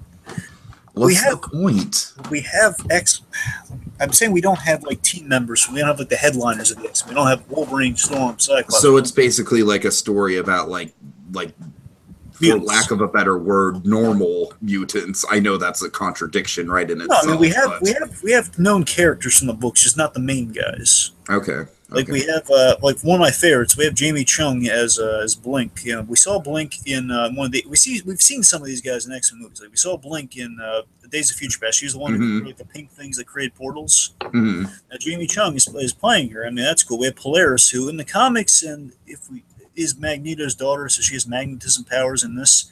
but they can't really say she's his daughter, I guess. Of course not. We have Thunderbird, who's kind of like a Native American character who's a tracker, and you get some neat stuff going on there. The point is, like, it's like the core is like we have these these teens called these Strucker teens. They're siblings, and basically their father is like in charge of, like, I'm gonna guess the MRD, like the Mutant Response Division. It's like guys who hunt mutants. He develops technology that hunts mutants, and he finds out his 2 kids are mutants, and they're on the run. They're running away from home because of that. And then they meet the other kind of renegade mutants, and they're kind of like it's like a journey of survival. Yeah, that does sound like an interesting premise. That's all I can really say about it, too. Again, if they don't win me over in the first episode, I won't watch this show, because, again, it's kind of like Legion, which I'll mention briefly, because I have nothing about Legion. Legion, again, it looks beautiful. I couldn't finish the first season, because, again, it's like, it looks great, can't follow the story. From everything I've heard, like, the first episode is just total pilot-itis, but it just gets really good from there. Which I can relate to, because I have the same thing with The Leftovers. Like, whenever I introduce people to Leftovers, I'm like, look, the first couple episodes are not going to be as good as the rest of the show. As sadistic as it sounds, I mean, I'm to myself here. I'm tempted. I'm tempted to watch it, because I heard that the Shadow King was introduced in the first season. He's going to be a bad guy in the second season. The Shadow King's really cool, so I'm tempted to watch it based on that alone. It's kind of like Kevin Smith, the whole King Shark thing. It's like, we did Shadow King, and apparently Aubrey Plaza was a bad guy, and that's and both of them are going to be the big bad guys of season 2 as well. So it's like, I'm tempted. Darn it. Yeah, I'm tempted too. And now, big announcement. Dr. Doom movie. Yeah, and we don't know if it's TV or theaters or what the fuck the deal is. But Noah Hawley, who did Legion, he on that through FX they're doing a movie about Dr. Doom, which suggests that it's a TV movie, which wouldn't be the worst thing. But Dragon, I have one reaction to this, and for that reaction, I will just steer you to a certain 2013 hit song based on a certain Disney movie. Oh, come on. Let It Go. Just let it go. Let what go? The Fantastic Four. Oh, right. That's what Fox needs to do. They need to let it go. That's kind of an extended reference. Seriously, like this to me just reeks. I don't want to be like cynical about this, Dragon, but I have to be when it comes to Fox and Fantastic Four. Because on the whole, I'm in agreement with you. I will say this: just making the best out of a bad situation. I'm going to say this: I like the fact they're not telling. I want a good Doctor Doom, Tiki, and every time I pitch that Fantastic Four thing, I have like a really. I know. Doom. I'm not saying this is going to be able to do any of the stuff I want to see with it, but I just want a good Doctor Doom something. If we're not going to do the Fantastic Four, which Kevin Feige has said. We're open to the Fantastic Four, but he's not making any promises, essentially. I mean, for me, this just reeks of, like, it's almost kind of like a Harvey Korman version, where it's like, you know, like, okay, we got to make this just to fucking keep the rights. I will say this, though, with the Legion guy attached, at least it'll look great. Yeah. It'll look great. Maybe I'll have a chance, at least of being, again, best out of a bad situation. But again, Dr. Doom's such a great character, we actually communicate that for once. It'd be cool. Mm. And basically be a very eccentric story, like the Fantastic Four are not going to appear in this. Yeah, and that's the thing, man. Like, I have no idea how these villain movies are going to work. That is just one of those new things that Hollywood is trying out, and it's just Doom I could buy, though. It's like the Man Who Would Be King, but his people. Doom and Venom I could both buy. That's what I'm saying. Like, that's the only reason I really have any faith in this, just being something decent. It's like Dr. Doom. He's kind of the Lex Luthor of Marvel. All right. So let's transition into MCU proper. Let's talk the Defenders. Oh, again, I directed you to the Comic-Con Trail Defenders. Oh boy, It's really good. It's really cool to see all like the side characters interacting with each other and stuff, and seeing all the worlds come together. They have me, Tika. They have me so much with these Marvel, with the Netflix shows. But I gotta tell you, I just wanted one thing in a second Defenders trailer. I got it, and that's the only thing I needed to really just be satiated at all in this. Because I need two things with these Defenders trailers. The one thing I was lacking in the first one was fantastic, and I didn't really, we have the "Come As You Are" song, which is great. And I love that as a theme. I play that, and I'm sold. with all this action going on. But the only way to make it better, they did it here. We have that, and we have Daredevil in the suit with the rest of them. That's all they need. Yep. That's all they needed to do to win me over on this thing, and they did even more than that. So I was really happy with it. Yeah, I don't have much to say. It just looks like a really, really fun. What I did do, Dragon, I did kind of listen to some podcasts who, sort of described the first episode, and I won't talk about that here. I don't want you to be spoiled, but I mean, the first episode, it sounds very much like. I don't want to say anything. I don't want to say anything for risk of spoilers. So okay, let's see. So we're really building up Sigourney Weaver as the boss of the Hand. She's giving the Hand orders, and we see again we're showing a little bit more of Elektra in this trailer and how she fits into things. Like she's given Elektra is quite possibly her secret weapon or trump card in this show. For quite sure. Possibly. We have Madame Gao. We're seeing all the Hand bows to this. Yeah, Madame Gao. Oh they're yeah. building her to be feared. They really are. Again, they're trying to build her up to be someone more, just as threatening as the Kingpin. We saw they're hiding out for a spell at the Chinese restaurant, so we know that much for sure. That's why they're all going into the Chinese restaurant. Jessica Jones still lush in many respects. I love the bit where she goes in the elevator and her super hits. She goes in the elevator, her coffee spills. It's like the shades in the morning. She has a hangover. It's really funny at the end, of course, they're all in the subway. Daredevil with his costume in a bag. So, his costume in a bag, and like she's drinking in the middle of the day. Right. It's been a long week. What I love about this trailer is that it really gives us a sense that like all these locations we've grown to know, like Hell's Kitchen and Harlem, they're really going to be intact here. Like I feel like it's not just going to feel like one sort of like generic New York, you know what I mean? They're really going to keep the locations of these characters intact and the spirit of that. Oh yeah. Let's see. We saw a lot of our favorites, a lot of our supporting favorites. Like Foggy and Karen and Claire. Mm-hmm. We also had Colleen Wing. The whole lot of them. There were a whole bunch of them were in there, but mainly. I will say I've heard some great things about Colleen Wing in episode 1. But you told me you got past episode 1. Oh, I'm sorry. Defenders. Of Defenders, yeah. Sorry. Yes. That's good. Let's see. Crap. We have a fight in a mine going on, so they're underground for a portion of this. Weaver and Stick have history. Ooh, okay. Which is I'm just based on this trailer. Like they're like, and of course, I can't wait to see Stick again because of Scott Glenn. I completely fell in love with Scott Glenn from Leftover season 3. So I tell you this though, the scene they have together in this trailer. It's like the war for New York is over. No, it's not. Like oh my god, that's so awesome. Like, since these two have again, this is a thing. Stick really is the arch enemy of this woman. It seems because he's been training people to go up against her. Sure. So that's gonna be really cool. And that's all again. Daredevil in the suit, the horn gag. It's nice ears, their horns. Mm-hmm. And of course, in the Stan Lee Defenders trailer, we revealed the Punisher. He might have a cameo in Defenders, which would be neat. Oh, I'm sure he will. Okay. So speaking of the Punisher, there is a trailer, but it has not leaked or anything. It has not been put online. Dragon, all I know about the trailer is that it starts with this really haunting shot of like, it's like Frank Castle with his daughter playing guitar, playing a Johnny Cash song, and then it transitions to Frank Castle in the empty house with the same guitar. I don't know. To me, that's just really effective. I'm not sure exactly what Johnny Cash song is playing over this, but as we've learned from movies like Logan and even Pirates of the Caribbean, like Johnny Cash is a very popular trailer artist these days. So, oh yeah. No, I think I can't wait for the Punisher. I can't. I think out of all these characters, I think he's the one that might fit the best into a TV show. Well, I heard another scene where basically, again, the daughter thing, like, we know he had really strong connections to his daughter. I hope we don't lose sight of the son. But, I know we had a mention of him in the Netflix. Is it going to be like a Murph situation? I don't know. We'll see.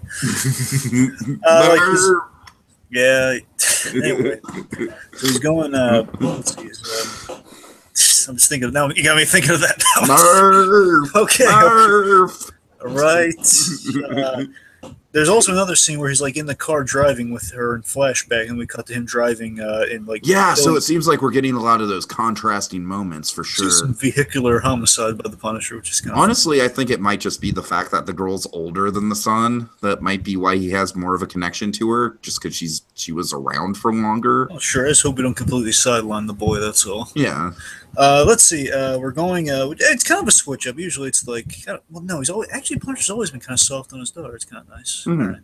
That's consistent. Anyway, so he's going after the people involved in any way with his family's death. So again, the three groups that we had time with in the Daredevil season 2, like we're going to keep going with guys from that group. He's going after the cartel. He's going after a certain sex of people, and also we know Karen's in the show. So those are the details. Yes.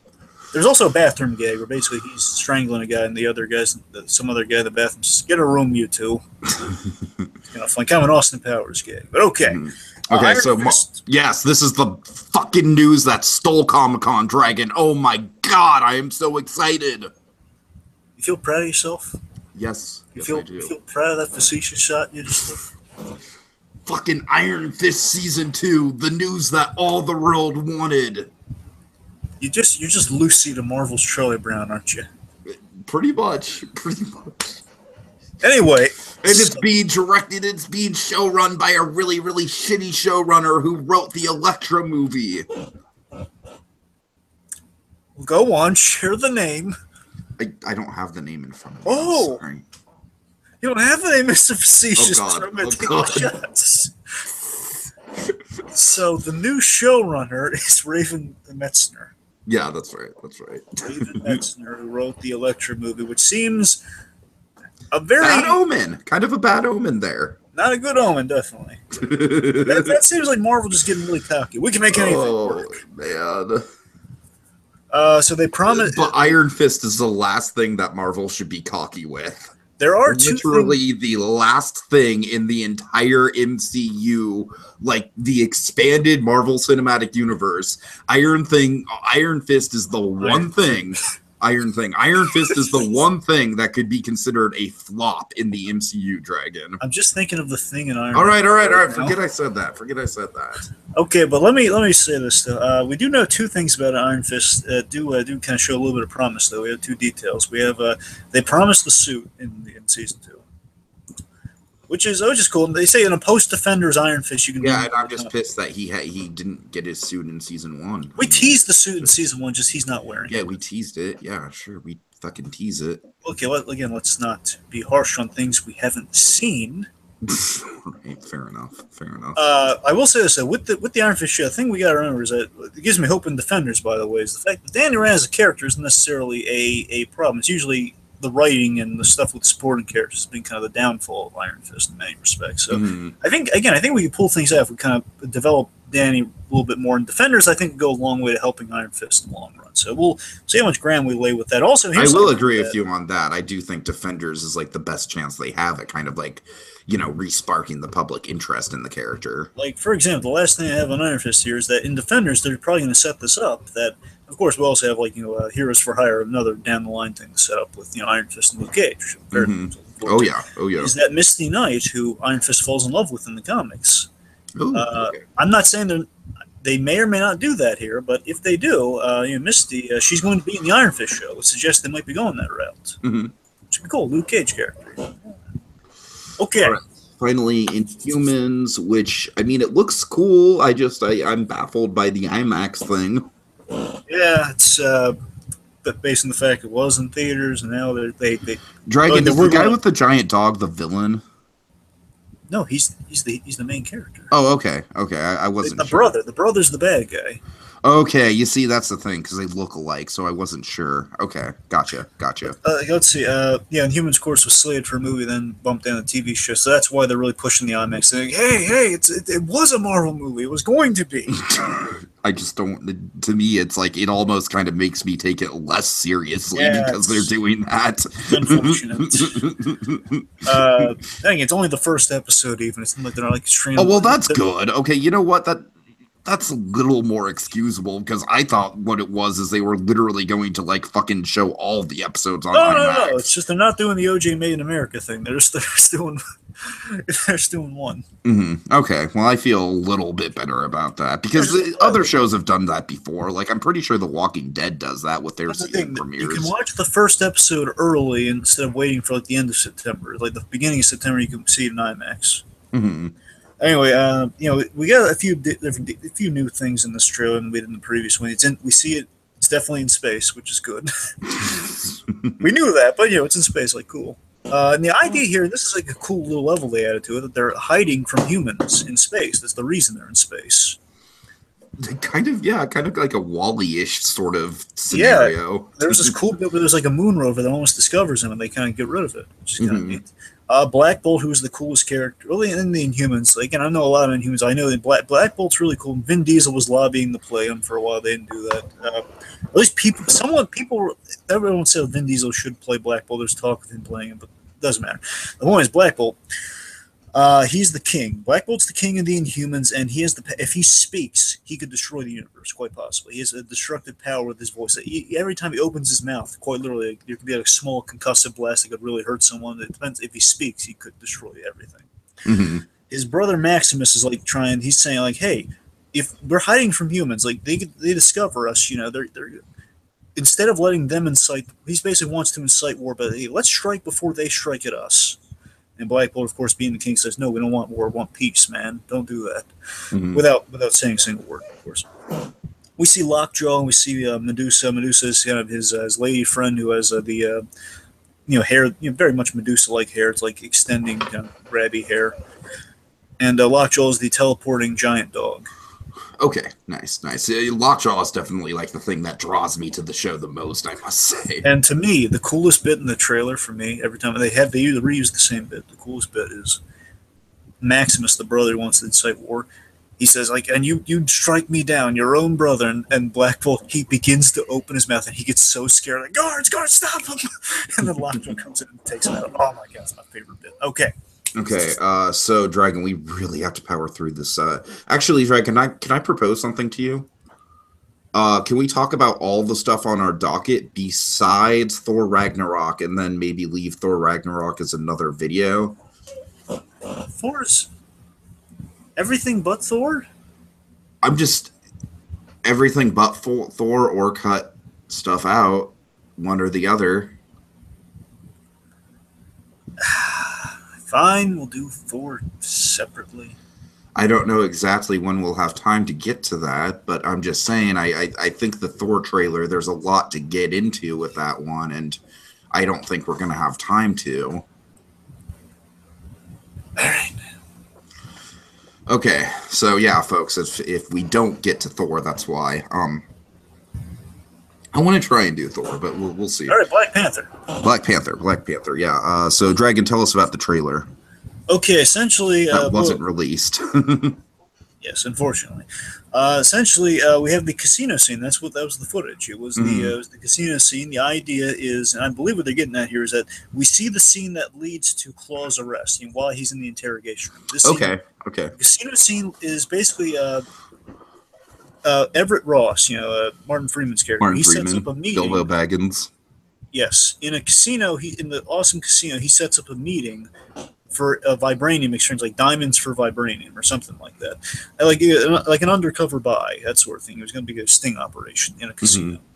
And things go south. We have this cool thing with a metal detector. They all go through metal detectors and set off. Yet the casino's been bought off or something, so no one's doing anything with that. And again, as we see, it kind of leads to the Claw's arrest, the big old action scene that we kind of saw teased in the trailer. And my favorite things that's been described in this is that Black Panther saving Everett Ross, who is setting up kind of the bond between Everett Ross and Black Panther. Kind of like the Jim Gordon a bit with Black Panther. That's kind of neat. Yeah, and then we also got a poster which looked really cool. It was the Black Panther and kind of standing on top of a giant gold panther head statue thing. And then you have Wakanda in the distance, and there's a sunset. I believe it's a painted poster, so it looks really artistic and cool. Captain Marvel, we have 90s. We have 4 details on Captain Marvel. Yeah. We have the fact that, as my colleague has said here, 90s. Captain Marvel is set in the 90s, which is kind of neat. Is that appropriate to the comic, from what you know? I don't know a whole. They did like a revamp with Captain Marvel, which is what they're doing with the movie here. She was Miss Marvel, and then she was Captain Marvel. She Okay. on the mantle. So I don't know. I could buy it. I'm just saying it feels like kind of a way of doing sci-fi without doing the Guardians all over again. And it also feels like a way, as you said, to kind of differentiate the time periods of the MCU, because we went back to WW2 era. We've gone to the 90s twice in the MCU, just twice, 2 times. Well, there was 1999, right, with Iron Man 3. Yes, that's one of the 2 times. And the second one, of course, is 1991 with Bucky. Right. Okay. Okay, let's see. We have some cool concept art. That again, the suit looks really cool on the kind of the sketching of Brie Larson, and she's going up. And there's the other third detail of the 4. We have Skrulls, which is amazing. Because again, Skrulls were in the Fox camp. Somehow we got Skrulls. I know next to nothing about these guys, and we don't have time for you to explain them, but I have heard people hyping them. Yeah, Skrulls are the. I believe Kyle Decker was hyping them on the Super Academy live stream last night. Yeah, we had we were supposed to have Skrulls instead of Chitauri in the Avengers movie, but we didn't have the rights to them then. So now we have rights to them, and based on the concept art, we might have the famous story that is the Skrulls versus. Are they connected to the symbiote? No. Oh, I'm only asking because I'm curious, because like if they came with the rights to Spider-Man. No, what deal did they get? Like Skrulls are from the Fantastic Four. Oh, so how the hell are they getting the rights to that now? I don't know. Maybe they have something in the pipeline. Ooh, okay, we'll see. Anyway, let's see. So let's see. Let it go. All right. This is not helping with the time thing. To let it go. I know.